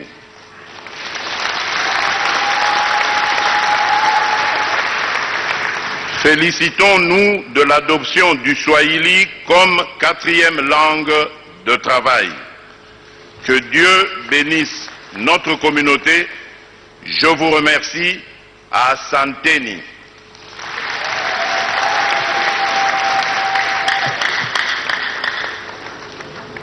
Ni Rais wa Jamhuri ya Kidemokrasia ya Kongo DRC, mwite Felix Antoine Tshisekedi Tshilombo, naye akiwa amezungumza katika jukwaa hili. Masuala kadhaa amegusia namna ambavyo nchi za SADC zilivyosaidia nchi hiyo kuendelea kuwa na amani na utulivu kwa nyakati hizi, lakini pia ustawi ambao upo, mambo ya kibiashara, na kueleza kwamba huu ni moja ya jumuiya ambayo ina manufaa makubwa sana kwa taifa la Jamhuri ya Kidemokrasia ya Kongo DRC. Hayo ni baadhi ya yale mambo ambayo amekuwa akizungumza katika lugha ile ya Kifaransa. Kumbuka kwamba hawa kwa kiwango kikubwa ni wale ambao wanaitwa francophonie, wanazungumza lugha ya Kifaransa. Kwa mujibu wa ratiba yetu, sasa utakuwa ni wakati wa utoaji wa tuzo kwa washindi wa zile ese ambao waliandika kutoka shule za sekondari, ambapo mwenyekiti ambaye yupo madarakani na anataraji kukabidhi nafasi hiyo, Hagi Gengo, ndiye ambaye atakayetoa tuzo hizo kwa wanafunzi hao wa shule za sekondari. Kwa Kiswahili tunasema insha, lakini kwa Kimombo wanasema ese. Hebu tuendelee kusikiliza nani na nani wameibuka washindi katika shindano hilo ambalo linahusisha nchi wanachama katika ukanda huu wa SADC. Secondary school essay winners. A total of 36 entries were received from 12 SADC member states, and the topic for the essay was in line with the theme for the 38th SADC summit, and the topic was, how can youth-focused programs contribute to sustainable socio-economic development of the SADC region? So we will be announcing the winners. From all the member states that submitted, they submitted their base 3 winners. And the base 3 winners were then adjudicated on to come up with the base 3 regional winners. So what we do in the member states where the summit is taking place, the national winners are also called to be recognized. So from the national winners, the United Republic of Tanzania, the first winner was Cynthia Masuka.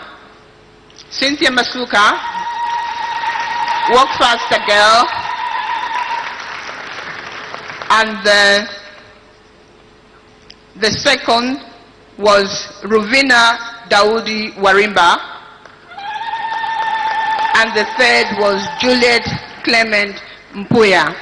If you can just remain standing there. I'll now announce the winners for the regional position. So Ruvina Daudi Warimba became third in the regional position from the United Republic of Tanzania, and she received a prize of 750 United States dollars. In the second position, we have Faith Vongai Chuboba from the Republic of Zimbabwe. She receives a prize of $1,000 US and the certificate. And in the first position for the secondary school essay, we have Abigail Larona Olerile from the Republic of Botswana, who received the certificate and a prize of $1,500. In addition, the United Republic of Tanzania has provided additional gifts to the winners, and they are all going to receive a laptop and a trophy. Laptop and the trophies. The boxes for the laptops are there, we've seen them, and the trophy has a special message. I'll ask my colleague Mindy to just quickly say what message is on the trophy. Okay, while the trophy is still coming, we can proceed to the winners for the media awards. Again, we received a total of 31 entries. Just quickly to see the message on the trophy. Message from the trophy, as you can see, it's a map of Tanzania, and it reads, Tuzo kwa Cynthia John Masuka, mshindi wa kwanza kitaifa, shindano la uandishi wa insha za wanafunzi. Imetolewa na Mheshimiwa Dr. John Pombe Joseph Magufuli, Rais wa Jamhuri ya Muungano wa Tanzania na mwenyekiti wa Sadc. Thank you. So that is a present from the President himself. Girls and boys, what do you say? Thank you. The media winners, we received 31 entries comprising the 4 categories of radio, television, print, and photography. And the first winner for the radio category is Ms. Maria de Fatima Kosa from the Republic of Mozambique. Maria will walk away with a certificate, the chairperson of Sadc, and a prize of $2,500.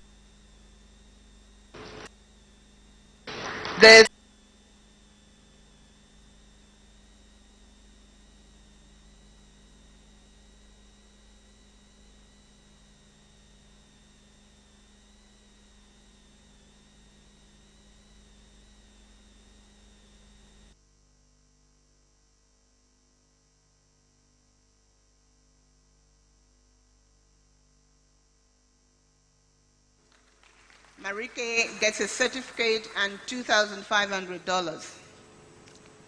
The second winner for television category doesn't come to Summit, but they will receive their prize in their country.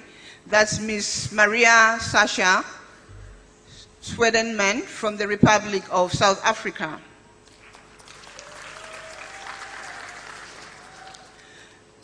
In the print category, we have Ms. Doreen Nawa Chilumbu from the Republic of Zambia, who walks away with a certificate and the $2,500.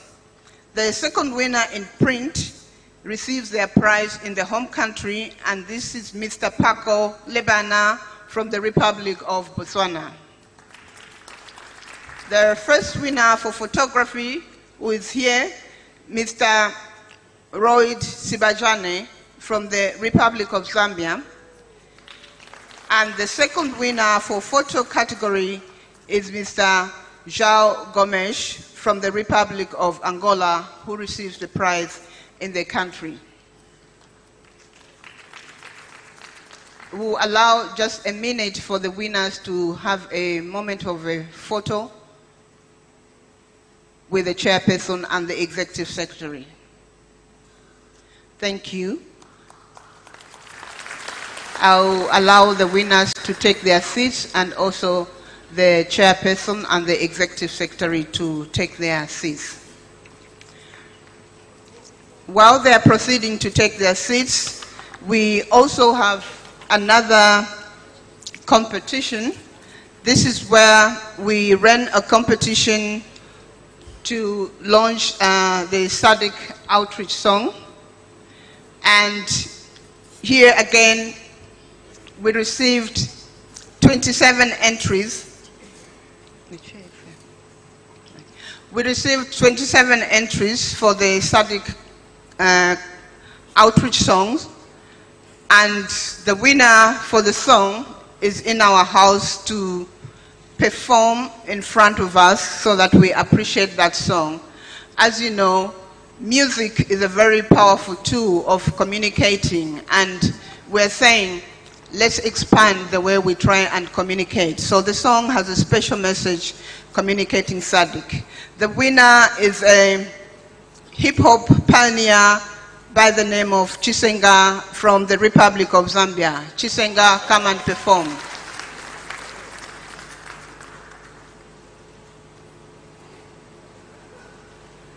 And the title of the winning song is Sadc, Throw Your Hands Up.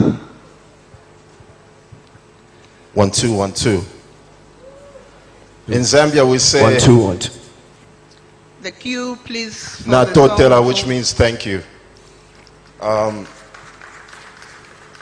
IT, please. I love the food in Tanzania, and that is the saddest part about leaving here.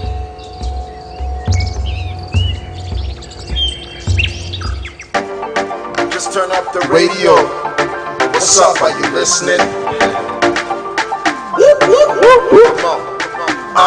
You know we're growing the economy and a united community. Everybody here, hold hands. Do you feel me?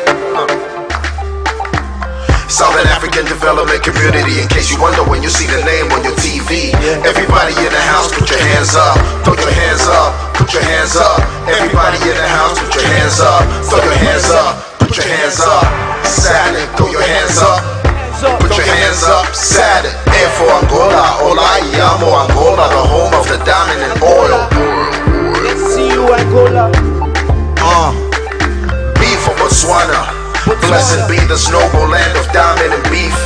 They have the best national parks, wildlife, swamps, sand dunes. Try the tourism, Pula, let there be rain. C for Comoros. You know they stay busy with great agriculture and fishing. Found across the Indian Ocean. If you need to get away, you should get it in your motion. Democratic Republic of Congo. Limitless water, abundant deposits of diamond, copper and gold. If I'm looking down from the top of the mountain, there's more minerals than we can count, man. Like cobalt, tin, tantalum, etc., etc. The kingdom of Eswatini is the new promise of Africa. Majestic in all its ways, rich traditions, customs, royal friendly, makes you feel welcome. They'll make you feel home. Lesotho, the kingdom in the sky. What else? High hills, highlands, water reservoirs, and another diamond hub. And what about M? Madagascar, spreading vanilla scents to the world. The island with graphite, chromite, bauxite. God blessed us with minerals we can't even pronounce. Malawi, I want to visit the warm heart of Africa. Landlocked with beautiful people, a good tasty fish called chambo. I want to escape there, they make me feel home. You know we are growing the economy and a united community. Everybody here, hold hands, do you feel me? Southern African Development Community. In case you wonder when you see the name on your TV. Everybody in the house, put your hands up. Throw your hands up. Put your hands up. Everybody in the house, put your hands up. Throw your hands up. Put your hands up. Sadc, throw your hands up. Put your hands up. Sadc. Let's not forget about Mauritius. The name is synonymous to tourism like no other. Hello to Dodo, I want it on my t-shirt. Boasting to some of the world's unique and endangered species. Mozambique, Luta Continua. Great coastline with rich fish and grounds and fresh seafood. Producers of gas, electricity, water and coal. Namibia, the land of the brave, the home of diamond, copper and gold. The greatest sites with the highest dunes and widest shores the world has ever seen. Have you ever been to Seychelles? As pure as it gets. 8 most beautiful islands and alluring with attractions of surreal rock. South Africa, inspiring new waves. The Rainbow Nation, aka the one and only Mzansi. Bred icons of peace like Mandela, who liberated his people from apartheid. Still rich in diamond and gold. Gold, gold, gold. mining and touring, taking them higher and higher. Zanzibar is just another place I admire. I'll go there to fulfill my desire. Kilimanjaro, give it a shot, let's climb up. Zambia, the real Africa, where people are warm and they're friendly. They show love and they do it immensely. One Zambia, one nation, Chipolo Polo, the home of the copper belt. Platinum and cotton are bread and butter. Animal reserves, game in abundance. The tourists came and they loved it. Zimbabwe coming up with diamond and coal rocks. Beautiful natural wonders of the Victoria Falls. Mosotunya, the smoke that thunders. A shared heritage with Zambia, a great symbol of oneness. Spectacular waterfalls the world has ever seen. A stunning destination with amazing attractions. Stunning destinations with amazing attractions. The Southern African Development Coordinating Conference was established on 1st April 1980 in Lusaka, Zambia, and was transformed into the Southern African Development Community on 17 August 1992 in Windhoek, Namibia, to promote development, integration, peace and security, and social-economic growth. One region, 16 nations working towards a common future. You know we are growing the economy and a united community. Everybody here, hold hands, do you feel me? Yeah, hold hands. Southern African Development Community. In case you wonder when you see the name on your TV. Everybody in the house, put your hands up. Throw your hands up, put your hands up. Everybody in the house, put your hands up. Throw your hands up, put your hands up. Hands up for Sadc. Throw your hands up. Hands up for Put your Africa. hands up, Sadc. Sadc.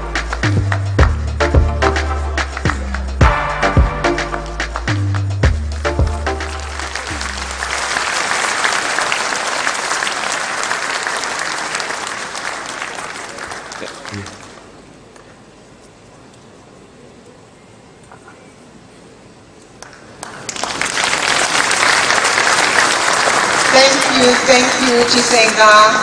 Indeed, Sadc, we're a united community. This song is a brand new song, just launched.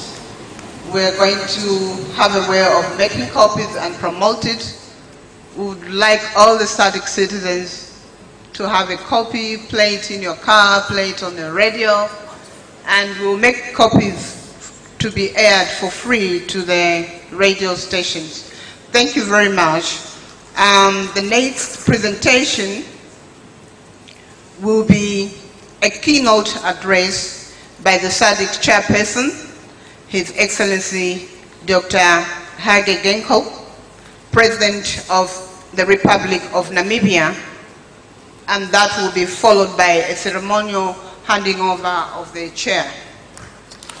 Na mwasawa kuzungumza kwa rais, kwa mwenyekiti ambaye anamaliza muda wake, Rais wa Namibia Geingob.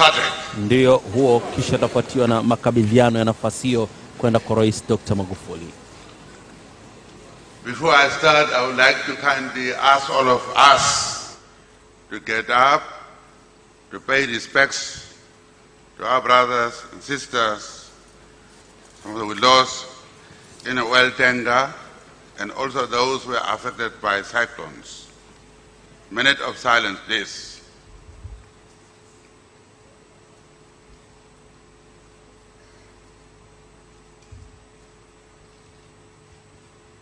Asante sana.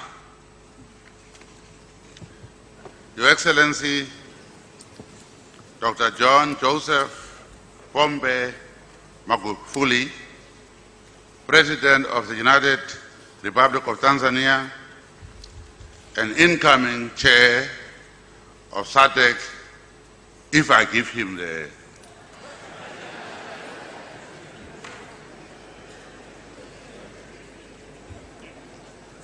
Excellencies, Heads of State and Government,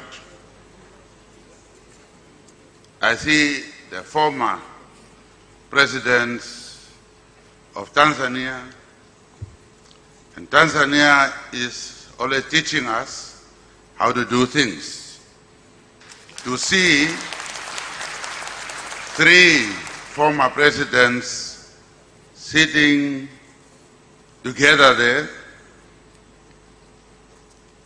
and joining us, it's a way we want new Africa we want to be.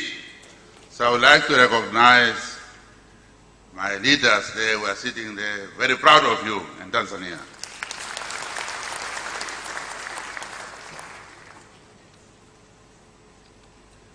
Excellency Executive Secretary of Sadc, Excellency Executive Secretary of Economic Commission for Africa, President of the Africa Development Bank, Honorable Ministers, Excellencies, Ambassadors, and High Commissioners, representatives of regional and international organizations, SADC Secretariat officials, members of the media. I see also former Prime Ministers of Tanzania. Among them, I see my mentor,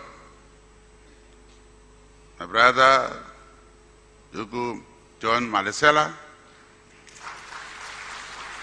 As a young man, I was assigned by SWAPO to be at the UN, and I was very young, and he was very popular. And I was only given day pass when I was petitioning, and then I'm locked out. But he told me I must always use his name to go in there, that I'm going to see him. And he was very popular. He would be surrounded by the Western big powers who never recognized us that time. And then he would stand up and approach me and, receive me and take me to them. Say, do you know the distinguished representative of SWAPO? SWAPO that time. And they were forced to shake hands with me. So I would like to really thank you for mentoring me. One day, first time freedom fighter had to address the Security Council. I worked on the speech, took it to the Zambian embassy, and we put it in the IBM, those times, very important, IBM typewriter, IBM typewriter. Then I had to take it to him for accuracy, to my brother. And in the car, going to UN, where he was helping me, and said, yes, it's okay. So thank you very much. I'm glad to see you still there.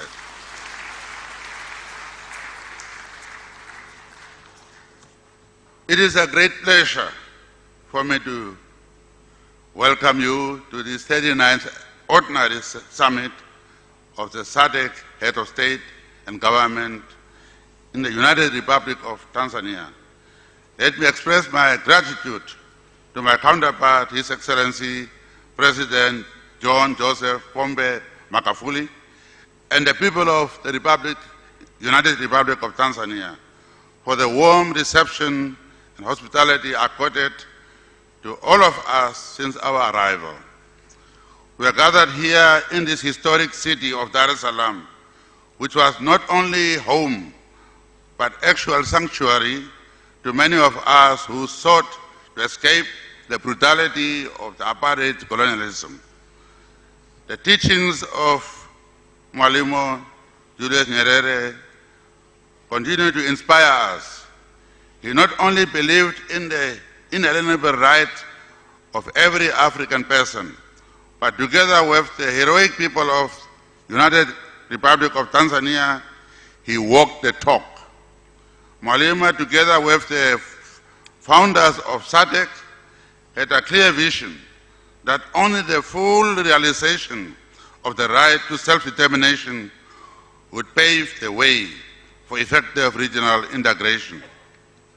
Allow me to express my gratitude, Your Excellencies, for the support you accorded me as chairperson of SADC and to Namibia since we assumed the chair of SADC in August 2018 in Windhoek. It has been an honor to work with you all in advancing the cause of regional integration in order to better the lives of our people. In our quest to entrench democratic values and constitutionality in our region, 6 member states, namely the Kingdom of Eswatini, Democratic Republic of Congo, the Republic of Madagascar, the Union of Comoros, the Republic of Malawi, and the Republic of South Africa held successful elections since the last summit. Allow me to congratulate the governments and the people of these member states for holding credible and peaceful elections and for upholding SADC's democratic principles. For the first time since independence, we have witnessed a peaceful transfer of power in the DRC, making a new era for socio-economic prosperity, peace, and political stability for the country. My brother, congratulations. Indeed, democracy has continued to mature in our region, as demonstrated by the fact that a number of heads of state are attending this 39th Ordinary Summit for the first time following the successful elections in their countries, and they just address us, all of them.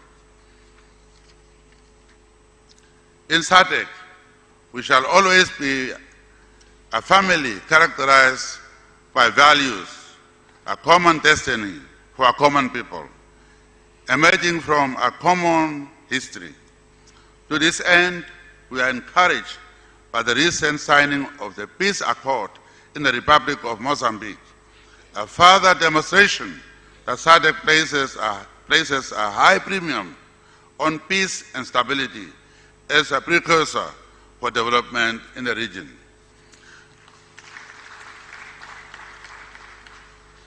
I congratulate my brother, Nusi. He invited me. In fact, he ordered me to be there to witness the signing, and I was there, and I was very proud to see that. So congratulations. Your Excellencies, distinguished ladies and gentlemen, the year 2018-2019 marked the 4th year of the implementation of the SADC revised Regional Indicative Strategic Plan 2015-2020, since its adoption by the SADC Extraordinary Summit of Heads of State and Government in April 2015. Although the year was marked by challenges resulting from global uncertainties of the commodity markets, trade tensions, food insecurity, and natural calamities, our region recorded some significant achievements towards the attainment of regional commitments. Climate change is real in our region, and our region can attest to this fact.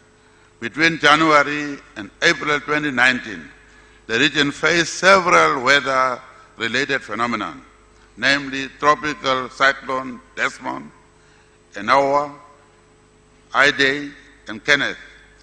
As a result of these events, we witnessed intensive flooding in Comoros, Mozambique, Tanzania, Madagascar, Malawi, and Zimbabwe. Heavy rains also affected KwaZulu-Natal in South Africa. The cyclones killed over 1,000 people, injured estimated 3,000 people, damaged economic infrastructure, education and health facilities, and destroyed over 800,000 hectares of cropland, as well as crops and seed stocks. Over 3.3 million people were affected and required immediate humanitarian assistance, including food, shelter, clothing, potable water, sanitation, and medical support. In addition, below average rainfall and prolonged dry spells resulted in reduced agricultural production, thus negatively affecting pastures and livestock, as well as water supply for human and other uses. Member states affected by severe drought conditions include Angola, Botswana, Lesotho, Namibia, and Zimbabwe. In the meantime, Botswana, Lesotho, and Namibia have declared state of emergency and have started implementing response plans. In response to these national disasters, the following measures were undertaken. 1. Contingency funds amounting to $500 million were released towards emergency relief efforts of tropical cyclone Idai to complement efforts by member states, national and international partners. 2. A regional floods appeal was launched in response to tropical cyclone Idai, which sought $323 million to support victims with immediate needs and resilience building actions. 3. Post-disaster needs assessment was conducted in Mozambique, Malawi, and Zimbabwe for reconstruction and rebuilding following the tropical cyclone Idai. I wish to express sincere appreciation to SADC member states for their prompt, effective, and generous response in providing humanitarian assistance to the affected countries. Disaster risk reduction should be a regional priority, as it is clear that the natural disasters can have a significant negative impact on our economies and our people. This therefore calls for deliberate measures to address the impacts of climate change, while also mainstreaming the disaster risk reduction at both the regional and national levels.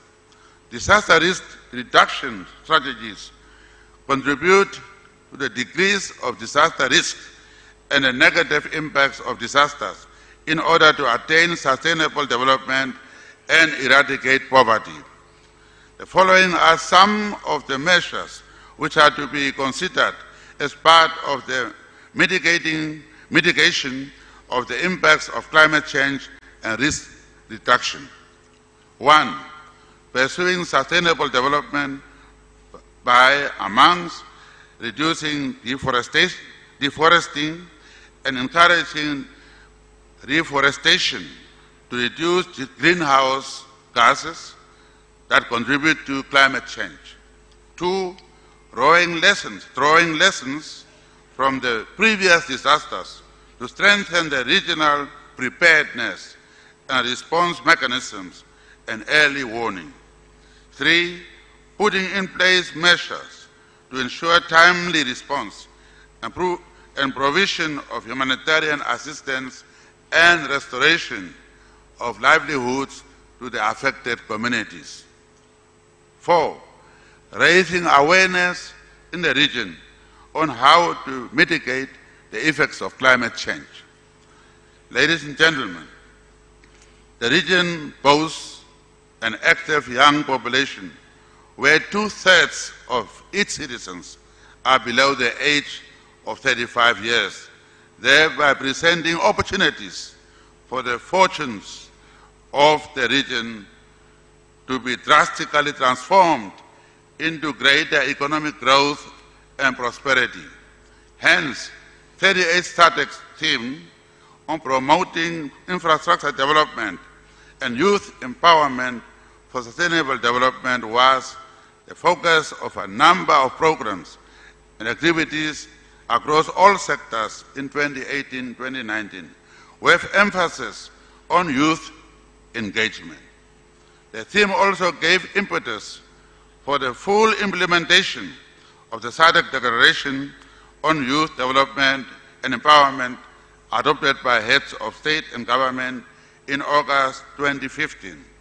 Some of the key initiatives implemented are the following. 1. Participation of youth in various forums, dialogues, including water, energy, ICT, transport, and employment sectors. 2. A youth coordination structure was established for water, energy, and food security, Nexus Infrastructure Project. 3. A SADC framework for monitoring, evaluation, and reporting on the youth programs, among others, at the national levels was established to facilitate evidence-based youth policy development and implementation. 4. A conceptual framework for the implementation of SADC regional program on youth innovation and entrepreneurship aimed at ensuring sustainability of the 38th summit theme was also developed. 5. The high-level roundtable was conducted with a theme, quote unquote, upscaling sustainable energy for the industrialization agenda and youth empowerment for SADC region. Your Excellencies, ladies and gentlemen, while youth actively contribute as political actors, innovators, entrepreneurs, and peace builders, they continue to face disproportionate social, economic, and political barriers, which prevent them from unleashing their full potential and meaningfully contributing to sustainable development. Unemployment, underemployment, lack of skills, and access to capital result in youth experiencing social and political challenges, such as conscription into armed rebellions and exposure to drug use and risky behavior. Additionally, our youth continue to migrate within the continent as well as abroad in search of greener pastures, making them vulnerable to exploitation, extreme abuse, and mistreatment, among other things. The full realization of SADC vision and mission are hinged on deliberate and coordinated efforts to accelerate social development that prioritizes youth development and empowerment. We need to continue enhancing youth participation in policy formulation and to develop programs in areas that affect the lives of young people in the SADC region.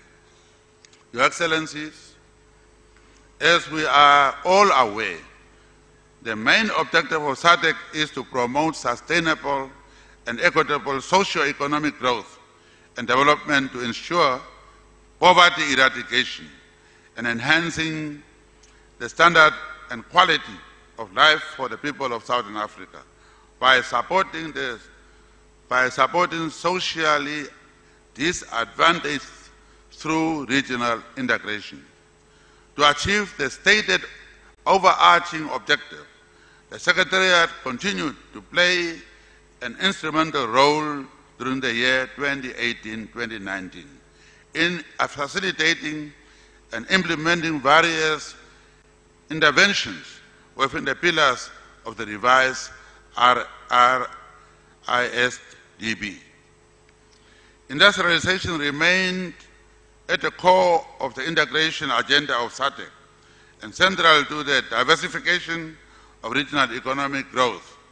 Some of the achievements recorded include the development of the draft protocol on industry and a draft regional mining vision and action plan. We have also set the tone in the area of value chains, particularly in mineral beneficiation, pharmaceuticals, and agro-processing. The much-needed profiling in these areas has been completed. We now need to focus on mobilizing the private sector while we continue putting in place the needed supportive infrastructure as well as enhancing conducive business environment. Such initiatives are critical in the implementation of value chains and fostering our industrialization objectives. Opportunities in value addition and beneficiation in the region are immense and can be positively exploited through a regional approach taking into account the resource endowments, comparative advantage, productive capacities, and requisite skills of member states.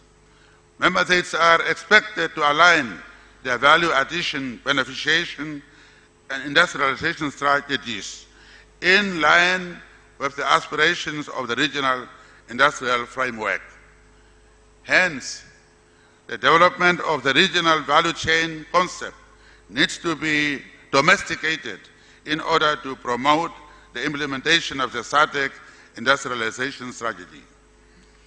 As a region, Sadc has to assume a pivotal role in ensuring that there is an effective system of facilitating and monitoring intra-regional trade and cross-border business transactions with a view to enhancing intra-regional trade while identifying challenges and designing sustainable strategies and solutions to those challenges. In addition, SADC member states are expected to implement reforms in the trade sector and strengthen institutions in order to reduce barriers to intra-regional trade and cross-border business transactions. Closely linked to industrialization is development of infrastructure in support of regional integration. Infrastructure development is the catalyst for regional integration and therefore lies at the very heart of our efforts to promote high levels of inclusive growth and development in the region. It is imperative that we continue to accelerate the implementation of infrastructure projects in SADC, particularly through mobilizing adequate financing from domestic, private, and innovative sources of funding. To this end, Namibia recently inaugurated the new container terminal of the Walvis Bay port with a capacity to handle 750,000 20-foot containers. This is in line with our aspiration to deepen connectivity and enhance regional integration. The onus is on our respective governments to provide an enabling environment for infrastructure development by putting in place robust processes, systems, and institutions, as well as leveraging and harmonizing the existing structures at our disposal. Governments should also promote policies that encourage the promotion of local capacity through indigenous or local champions, which through their entrepreneurial efforts can drive regional infrastructure projects that are both financially profitable to the private sector and socially beneficial to our economies and citizens. Your Excellencies, ladies and gentlemen, despite the achievements recorded, our region is still facing some challenges towards the implementation of revised regional indicative strategic plan and strategic indicative plan for the organ. It is therefore incumbent upon all SADC member states to fully take advantage of low-hanging fruits and leverage the capacity of the private sector, women and youth, in order to tap into their potential to support our developmental agenda. As we are revising the revised regional indicative strategic plan and strategic indicative plan for organ in 2020, we should prioritize in order to leverage our scarce resources. Therefore, as SADC formulates its vision and strategic plan, it needs to take hard decisions on which areas to prioritize. It is tempting to include in SADC's agenda issues that, in fact, are best handled at the national level.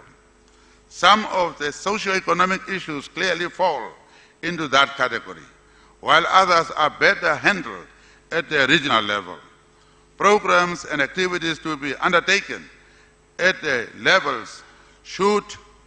all levels should contribute towards the realization of SADC's ultimate goal, namely the improvement of the standard and quality of life of people in the region.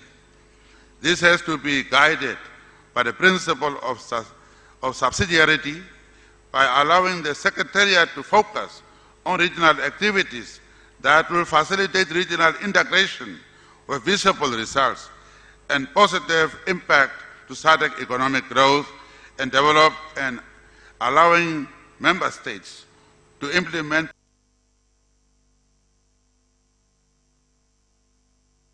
programs that are best implemented at national level. The revision of our strategic plan for integration and peace and security is an integral process, and active involvement of all stakeholders is paramount to the successful formulation of the vision and strategic plan, given the diversities of socio-economic orientation of and levels of economic development in individual member states and respective people. Your Excellencies, the year 2020 will mark the 25th commemoration of the declaration adopted at the 4th World Conference on Women in 1995. Together with the international community, we will be taking part in the activities for the year, and we must accentuate the significance of contributing of our region in the advancement of gender equality and women empowerment, particularly in decision-making and economic empowerment. This will ensure that our achievements are reflected in the national, regional, and global review processes. Your Excellencies, in line with the SADC history of commitment to liberation and to the principle of self-determination on which SADC was founded, which is also true to the aspirations of our forebears, a SADC Solidarity Conference of the people of Sahrawi Arab Democratic Republic was held on 26 March 2019 in Pretoria, South Africa. The conference was a watershed moment in asserting our resolve as a region that liberation, political freedom, and the right to self-determination are integral to who we are as a community. On behalf of SADC, allow me to extend our heartfelt appreciation to the people of the SADC region, through Your Excellencies, for their commitment to the legitimate struggle of our brothers and sisters in Western Sahara. May I also extend our deep gratitude to the government and people of the Republic of South Africa for hosting the conference, and all the countries and institutions for their invaluable contribution and participation. I believe that SADC, the African Union, and the United Nations will remain resolute in our joint efforts and will implement the conference's resolutions, which will lead to a positive, peaceful, and permanent solution in Western Sahara. In conclusion, I wish to acknowledge the great strides we have made as a region and the role played by the SADC Secretariat under the leadership of SADC Executive Secretary Dr. Terkomene Tax, who is from this country. In my country I say Omake, you must Omake. Very tired. Their professionalism and commitment in ensuring that SADC continues to pursue its mandate is a pride of our region. I also wish to applaud the collaboration and support of our international cooperating partners who continue to make a significant contribution to a sustainable development in our region. I wish to thank Your Excellencies for the confidence you place in me and the people of Namibia during tenure as chairperson. Namibia is proud to have pulled its weight in our race towards economic prosperity and regional integration. it gives me great pleasure to pass the baton to the incoming chairperson, His Excellency and my dear brother, Dr. John Joseph Pombe Magufuli. I believe that given his wisdom and dedication to the acceleration of development and welfare of the citizens of our region and continent, he will advance our regional integration agenda to a higher heights. And I also want to, from this platform now, as an outgoing chairperson, announce, so that he doesn't have trouble of announcing it, that Swahili is going to be now the official fourth language of SADC.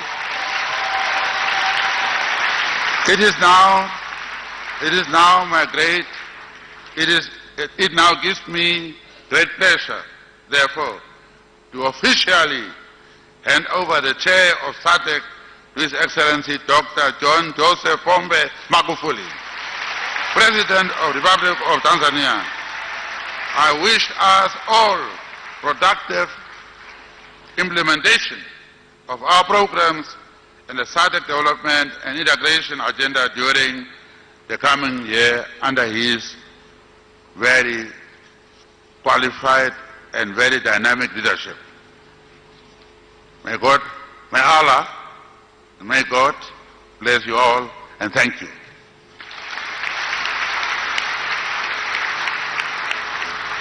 Ni rais wa Namibia, mwenyekiti ambaye anaondoka katika SADC huyo, Dr. Gengo akimaliza hotuba yake, na sasa atakachokifanya ni kukabidhi kijiti cha mwenyekiti kwa Rais Dr. John Magufuli, ambaye mara baada ya kupewa kijiti hicho rasmi sasa atahutubia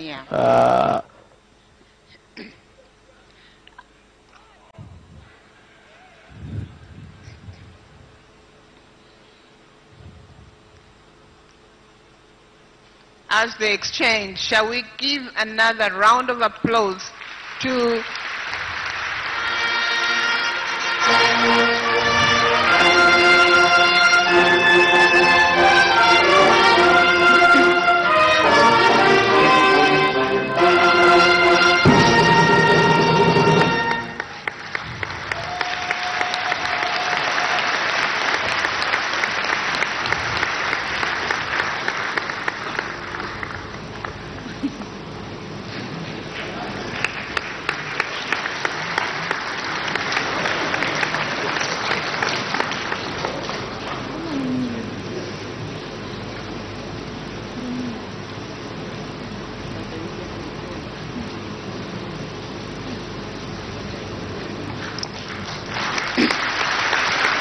ni rasmi sasa. Rais Dr. John Magufuli ndiyo mwenyekiti wa SADC, akichukua nafasi hiyo kutoka kwa Dr.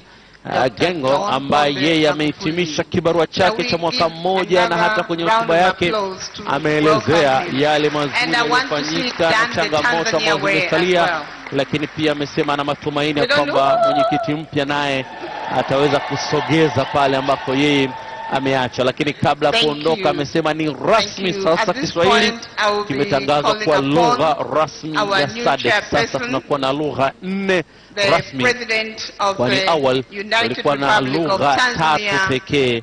Mambo yamebadilika na mambo yanakwenda kasi kweli kweli. Sasa ni wasa mzuri wa Tanzania kutumia fursa hiyo ya lugha ya Kiswahili kuhakikisha kwamba inafanikiwa vilivyo. Rais Dr. John Magufuli sasa anakwenda kuhutubia rasmi kwa mara ya kwanza akiwa kama mwenyekiti mpya kabisa wa SADC, mara baada ya kupokea kutoka kwa rais wa Namibia Dr. Gengo. Vifijo na nderemo zinaendelea. Thank you, thank you, thank you. Your Excellency Dr. Hage Geingob, President of the Republic of Namibia and the outgoing chairperson of the SADC.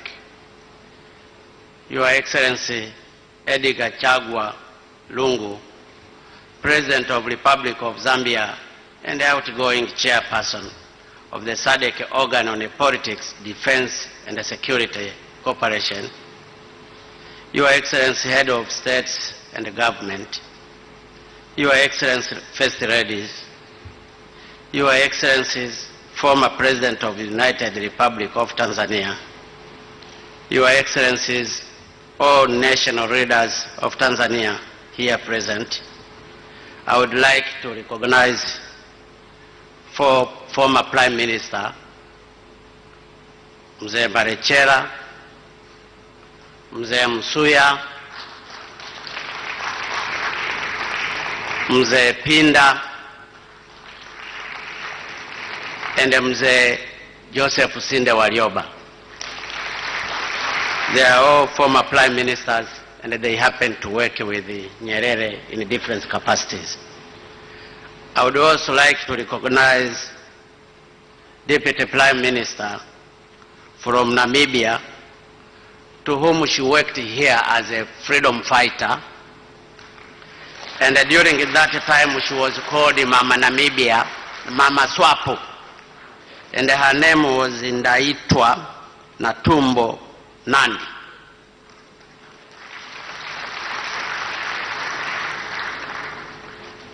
Excellencies, party leaders here present, Your Excellency Chairman of the Sadc Council of Ministers, honorable ministers here present, Your Excellency Dr. Stegumena Tax Executive Secretary of Sadc, Your Excellencies Head of other regional and international organizations, Excellencies, Higher Commissioners and Ambassadors here present, distinguished delegates and other invited guests, ladies and gentlemen. I feel greatly honored and yet privileged to be given this rare opportunity to address this assembly for the second time this morning. Unlike the first time, this time around, I stand before Your Excellencies when you have given me a huge responsibility to chair this organization for the next 1 year. Allow me, therefore, on behalf of the government and the people of the United Republic of Tanzania, as well as that of my own, to thank Your Excellencies, Head of States and the government of the Sadc, for the trust you have bestowed on me. Indeed, being a chair of this body is a great honor, not only to me personally, but also to the government and the people of Tanzania. I thank you very much. I know this is not an easy job. It comes with the high expectation, but I humbly accept this responsibility. I'm confident that with Your Excellency's support and cooperation, I will be able to live to your expectation and to the expectations of the people of this sub-region. And to be honest, I have no reason not to believe that you will offer me all the needed support during my tenure. You have been doing so since my inaugurations as President of the United Republic of Tanzania in November 2015. In this connection, this being the first Sadc summit to attend, I would like to take the advantage of this occasion to thank Your Excellencies, Head of States and the government of the Sadc, for the support and the cooperation you have been extended to me since I took over the leadership of my dear country, Tanzania. I greatly appreciate your support and the cooperation, and it is my desire to strengthen further this cooperation and partnership for the benefit of our community and all our member states. Your Excellencies, may I also seize this opportunity to assure Your Excellencies, and wherever had any cause of doubt, that Tanzania is fully committed to Sadc, its vision, goal, principles, and ideas. Indeed, we always consider Sadc as an integral part of our future. This is why we have continued to be an active member of Sadc and effectively participates in the implementation of its various initiatives and programs. In short, I wish to assure Your Excellencies that during my tenure as the President of this country, the Tanzania that you very well know will remain the same. I promise to follow the footsteps of all my predecessors, the late father of the nation, Mwalimu Julius Kambarage Nyerere, and their Excellencies Ali Hassan Mwinyi, Benjamin William Mkapa, and Jakaya Mrisho Kikwete, to whom you see them here. I know it is not an easy task, but I will try to the best of my ability, and it's my hope God will help me. Your Excellencies, ladies and gentlemen, before I proceed with my address, I would like to acknowledge the exemplary leadership of the community by the outgoing chair of SADC, His Excellency President Dr. Hage Geingob, during the past 1 year. Indeed, as his deputy, I must admit that I benefited from his huge experience, which I believe will help me for the new role I have just assumed.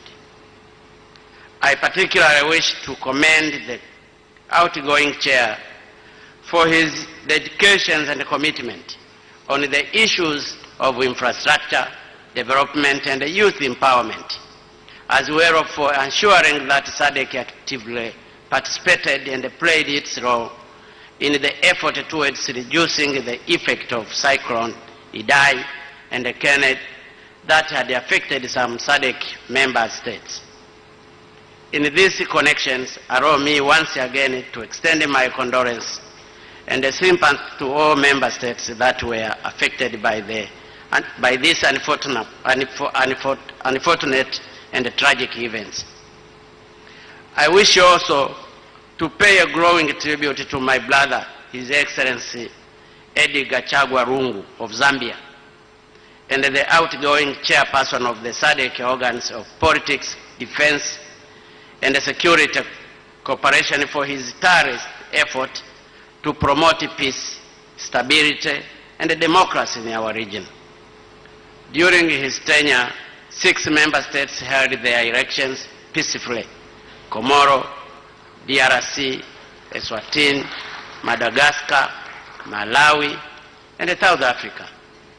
In this regard, I am sure you will all join me in congratulating their Excellencies Andre Rajoelina of the Republic of Madagascar, Azaria Salman of the Union of Comoro, Cyril Ramaphosa of the Republic of South Africa, and Peter Mutharika of Republic of Malawi for the victories in their respective countries. But in a very special way, I salute my dear brother, His Excellency Felix Tshisekedi, for emerging victorious in democratic elections, which enabled a peaceful transfer of power for the first time in DRC since its independence in 1960. This is indeed another testimony that democracy had continued to grow and take root in our sub-region. At this juncture, I cannot fail to express my appreciation to our Secretary under the able leadership of Madam Executive Secretary Dr. Stegumena Tax. During the preparations of this summit, I was able to experience the steering job this Secretariat has been doing to our region. But this is yet another clear testimony that when women are given the opportunity, they can perform a remarkable work.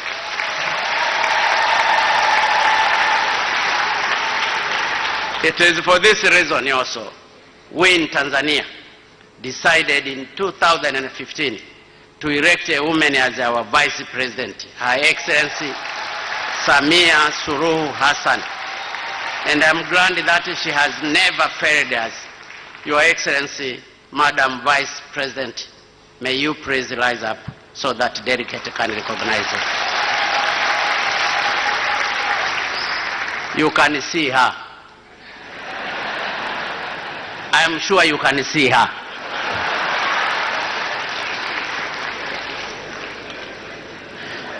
Your Excellency, distinguished invited guests, ladies and gentlemen, it is an open secret that since its inception, SADC has recorded some important milestones. The elimination of colonialism and apartheid rule during the great test of war, but in addition, thanks to the effort undertaken by this organization, peace and security, which forms the cornerstone of our political and socio-economic development, laying in most parts of our region. Indeed, there is no more peaceful and stable regions on our continent than SADC region.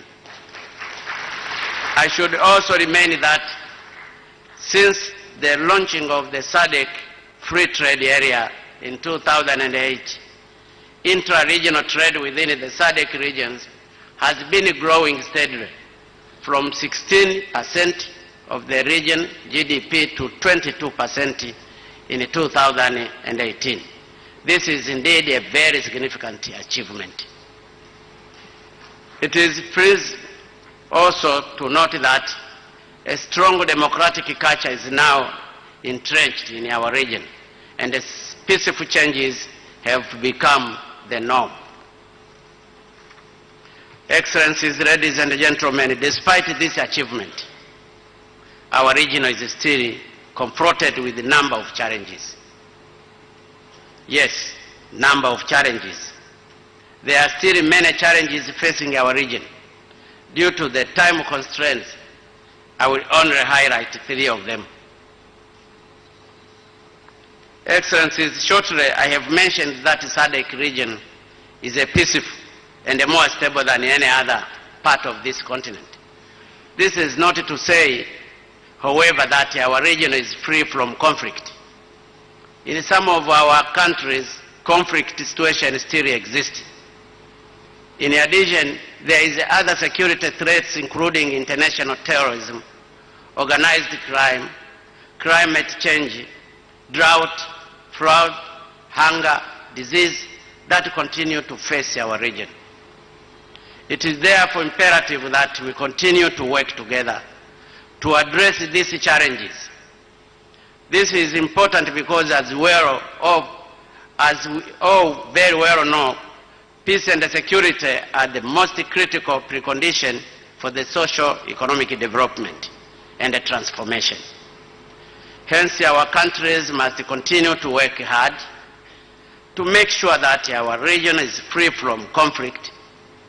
In this regard, on this matter of peace and security in our region, I urge Your Excellencies to always be encouraged by the wise words of one of the greatest sons of this subcontinent, His Excellency Robert Mugabe, former President of Zimbabwe, whom once said, and I quote, "Never, never, never must we give up when it comes to the search for peace in any part of our region."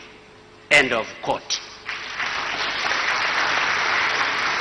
As the chair of SADC for the next 1 year, we pledge our commitment to work with all the member states in order to ensure that peace and security prevail in our region.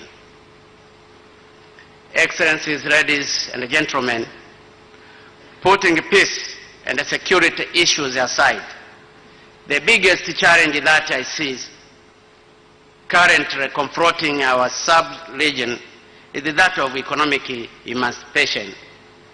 In my welcome remark, I mentioned that in transforming the SADC with the double C into SADC with the single C in 1992, the leader of this region had one key objective: to use the political achievements to advance socio-economic development and the transformations in our region.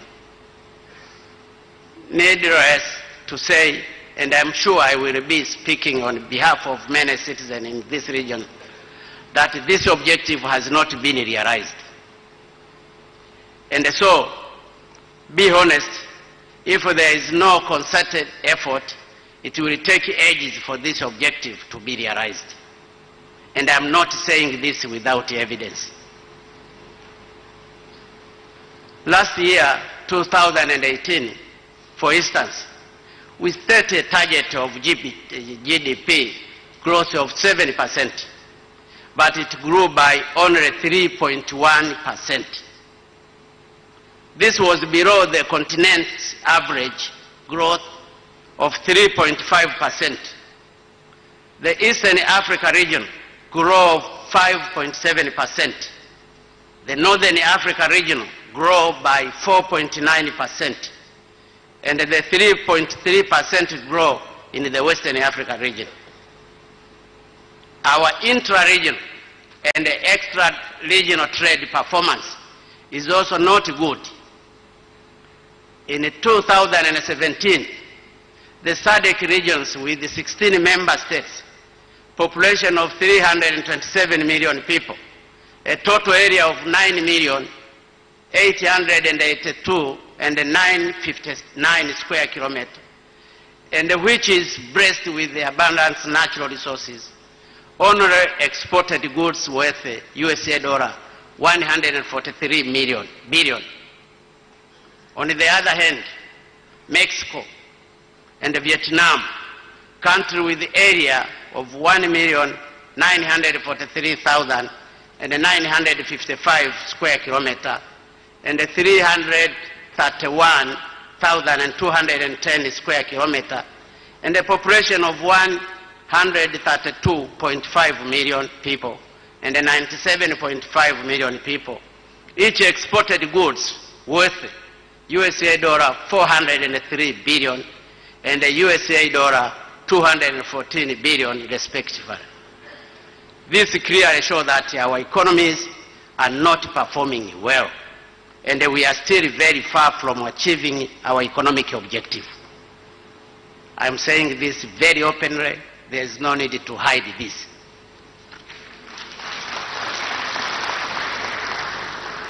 Excellencies, of course there is many reasons why our economy are not performing as expected. One of them being lack of information on the opportunities available in our respective countries.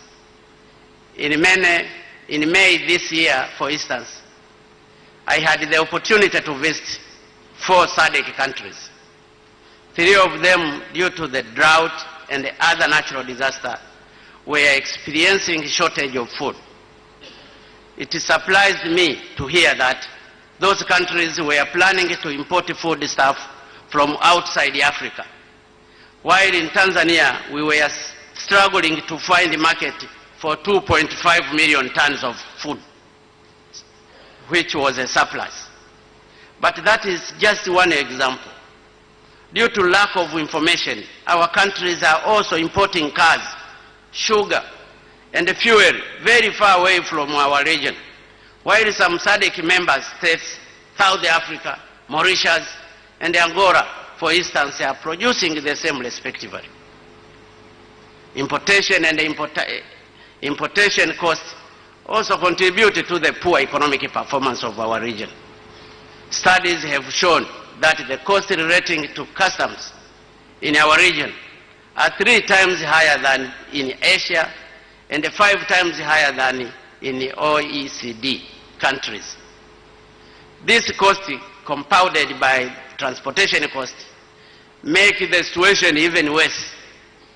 I am reliably informed that it costs less overall to import animal feeds and refined sugar from South America to our countries than to import the same from within our region. Difference in trade and investment policies, laws, regulations, and standards has also its fair share in hindering businesses and economic cooperations between and among Sadc member states, and thus affecting our economic performance. For example, It is possible today for a good that is produced and cleared in one member state to be deigning to enter the market of another member state for not being able to meet the quality and the standards. Why can't we harmonize our policy, laws, regulations, and the standards, and therefore be able to increase the volume and the value of our intra and extra regional trade? Unless we do that, it will remain a daydream for our region to fully realize its economic objectives. Your Excellencies, at this juncture, allow me also to mention that apart from these three challenges that I have mentioned and highlighted, there is one more challenge that hinders our effort towards economic emancipation, which to me is the biggest of all. That challenge concerns the low level of industrialization in our region. Your Excellencies, history has taught us that no country or region in the world has ever developed without undergoing the process of industrialization. Today, all developed nations are the industrialized countries. Just to give you an idea of why the industrial sector is important, the World Trade Organization Sadc review report of the year 2018 states that the value of the global trade in 2017 reached USA dollar 23.01 trillion, of which USA dollar 17.73 trillion were merchandise trade and the USA dollar 5.28 trillion commercial services.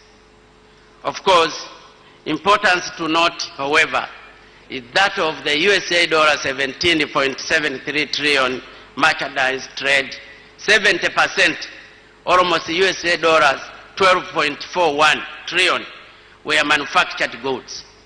In that same year, Africa in total exported goods worth USA dollar 417 billion. And as I mentioned earlier, Sadc exported goods worth USA dollar 143 billion.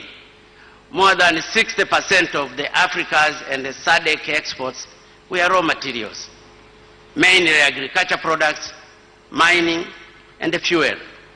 That means that Africa, including Sadc, has not benefited much from that increase of global trade. This explains why Africa's share in the global trade is less than 3%. It also explains why the terms of trade are always in favor of other regions.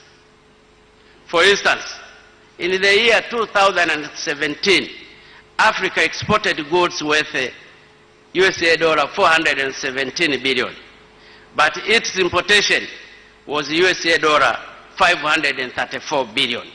The reason is simple. We are selling goods of low value. It therefore requires us, for instance, to sell not less than 20 tons of cotton, coffee, or tea to buy just one tractor. And this also explains why our people continue to remain poor. Raw material in the world market are sold at a very low price.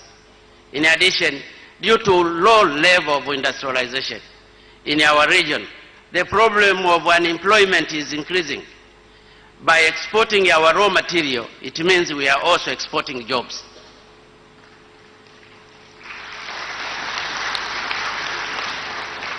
Your Excellencies, distinguished invited guests, ladies and gentlemen, it is against this background that I would like to seize this opportunity to commend Sadc for adopting the industrialization strategy and the roadmap from 2015 to 2063. I also commend the decision that industrialization is a priority in each year's Sadc summit theme, and for introducing industrialization week prior to each ordinary summit. I am confident that this effort will go a long way in promoting industrialization in our respective countries and the region at large. In this respect, I wish to ensure this August body that issues pertaining to industrialization will be the top priority of our chairmanship. In this respect, I once again wish to applaud the effort undertaken by our outgoing chair, Namibia, in improving infrastructure in our region. It goes without saying that infrastructure is in addressing all impediments and bottlenecks, including transit delay, bureaucratic red tape, corruptions, and etc. This is why Tanzania has chosen a conducive business environment for inclusive and sustainable industrial development, increased intra-regional trade, and job creation to be the theme of the Sadc during her chairmanship.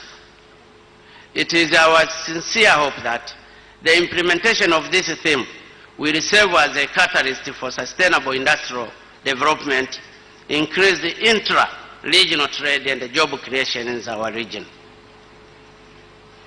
Your Excellencies, Head of States and Government, before I conclude my statement, allow me to say what I have always been telling my compatriots, and I'm sure you always do, that our country are not poor. Our country are not poor. They are very rich. We have all the resources to make us rich. Apart from large populations of 327 million people, Sadc region is a home to the large number of wildlife and plant species that are of extremely important, not to mention livestock and marine ecosystems. The region has also wide diversity of ecozones, including grasslands, bushvelds, corals, savanna, and riparian zones. In addition, our region is endowed with the hydrocarbons material, gramphite, ethers, and so on, and the minerals resources. Indeed, as a matter of fact, our region contributes to the world about 18% of cobalt, 21% of zinc, 26% of gold, 55% of diamond, 72% platinum groups of metals, and etc. So, we are not poor.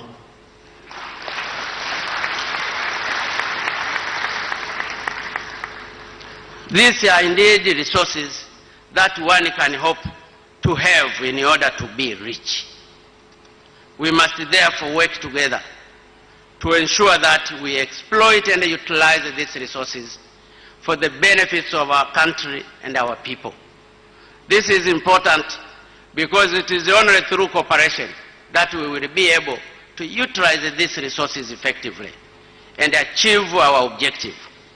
And this is what the founding fathers of this organization and our respective countries, including the late Mwalimu Julius Kambarage Nyerere, Mzee Kennedy Kahunda, the late Samora Machel, the late Agustino Neto, the late Sese Kama, the late Nelson Mandela, Mzee Robert Mugabe, Mzee Samu Mjoma, just to mention a few, have taught us that the power of unity, when it is channeled with the purpose to achieve any objective, can provide a remarkable result.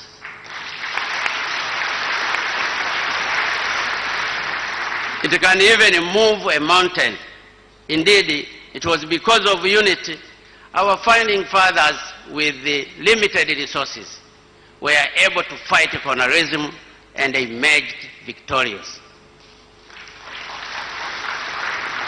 This is why I appeal to you, Your Excellencies, that let us work together to ensure the dream that our founding fathers had in establishing this organization is achieved, and our goal for socio-economic transformations and emancipations of our region is realized.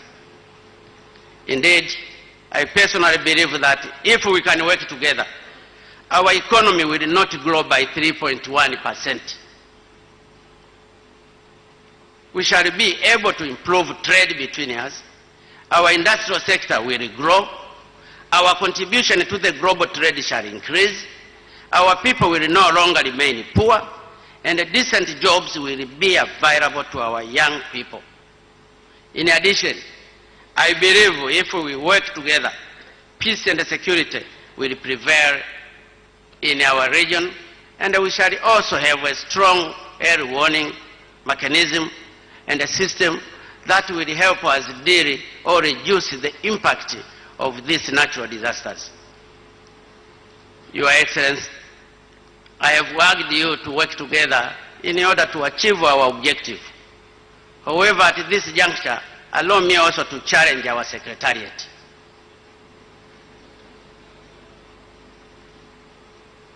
I'm saying this because all the problems that I have highlighted, which currently confronting our region, happen while we have our own institution, that is the Secretariat, which is supposed to help us member states overcome them.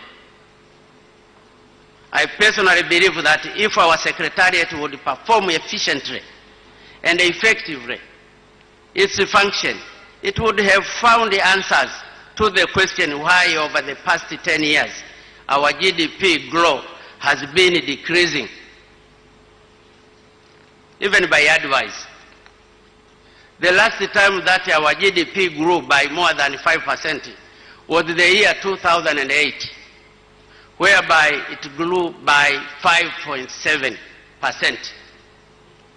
Of course, in the year 2005, 2006, and 2007, our GDP grew by 6.6%, 7.3%, and 8.0% respectively.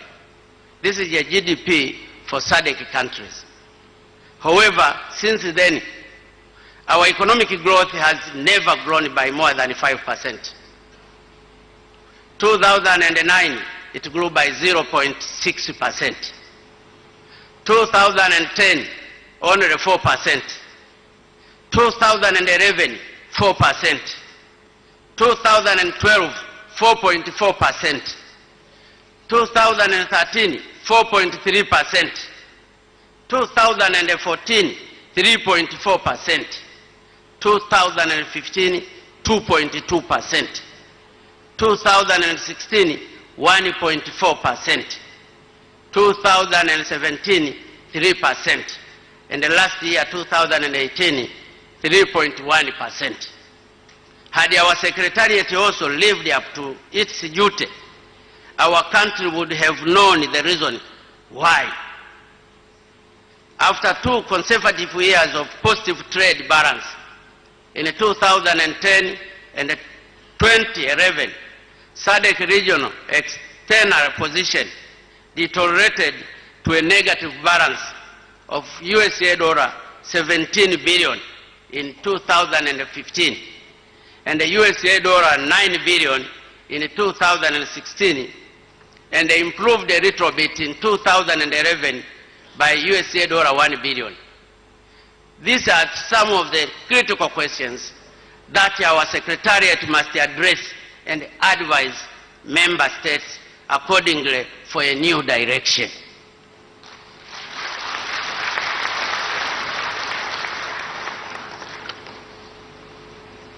Your Excellencies, ladies and gentlemen, I will be remiss of me to end my speech without saying anything on Zimbabwe. As we are all aware, this brother and sister country has been on sanctions for a long time. These sanctions have not only affected the people of Zimbabwe and their government, but our entire region. It is like a human body. When you chop one of its parts, it affects the whole body. Therefore, I would like to seize this opportunity to argue the international community to lift up sanctions it imposed on Zimbabwe.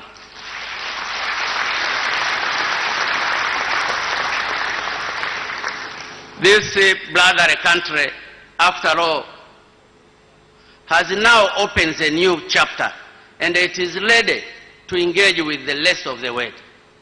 It is therefore, I believe, in the interest of all parties concerned to see these sanctions be removed.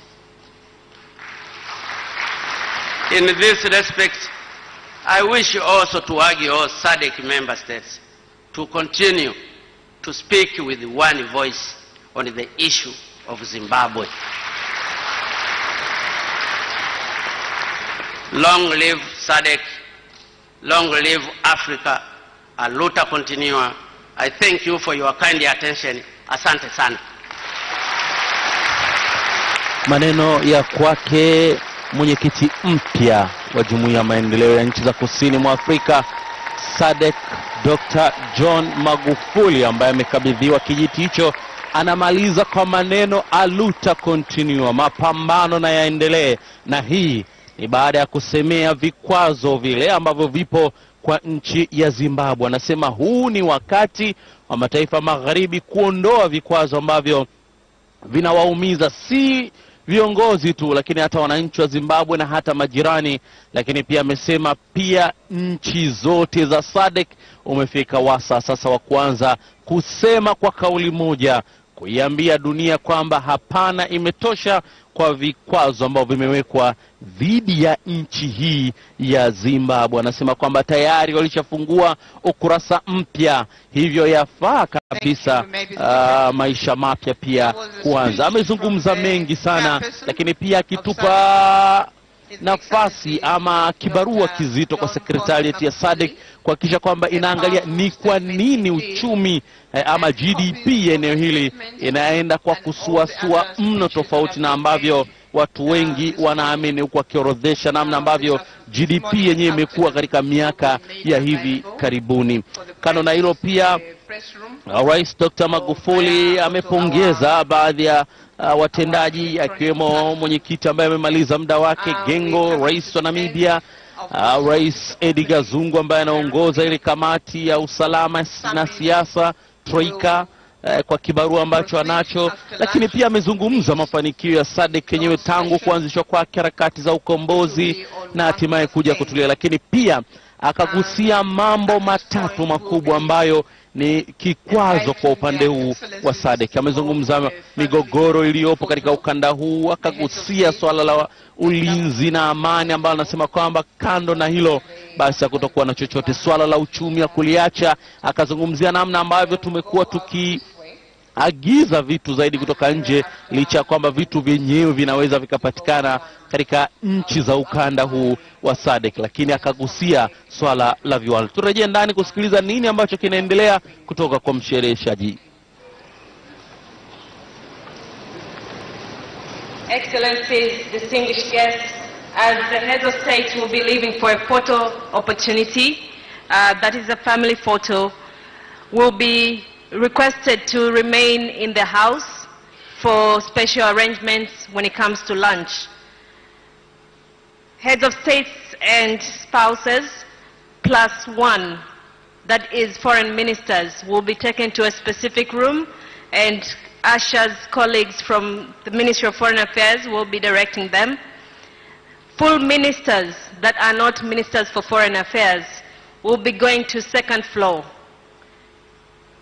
Other delegates and from different countries will be directed by your protocol officials to be taken to the marquees.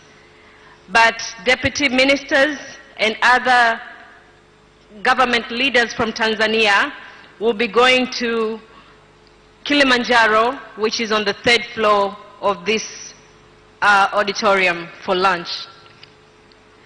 The rest of the delegates, please remain seated as the head table is proceeding to exit the building.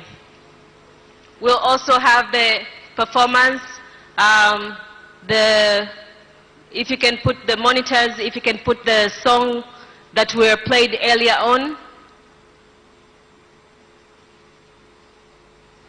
Thank you.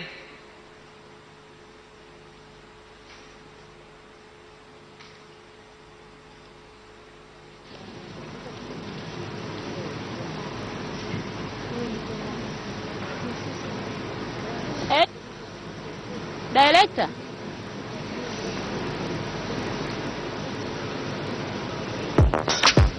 Nurudini anaenda huko kupiga na pisi huko kwa news. Mike wapi?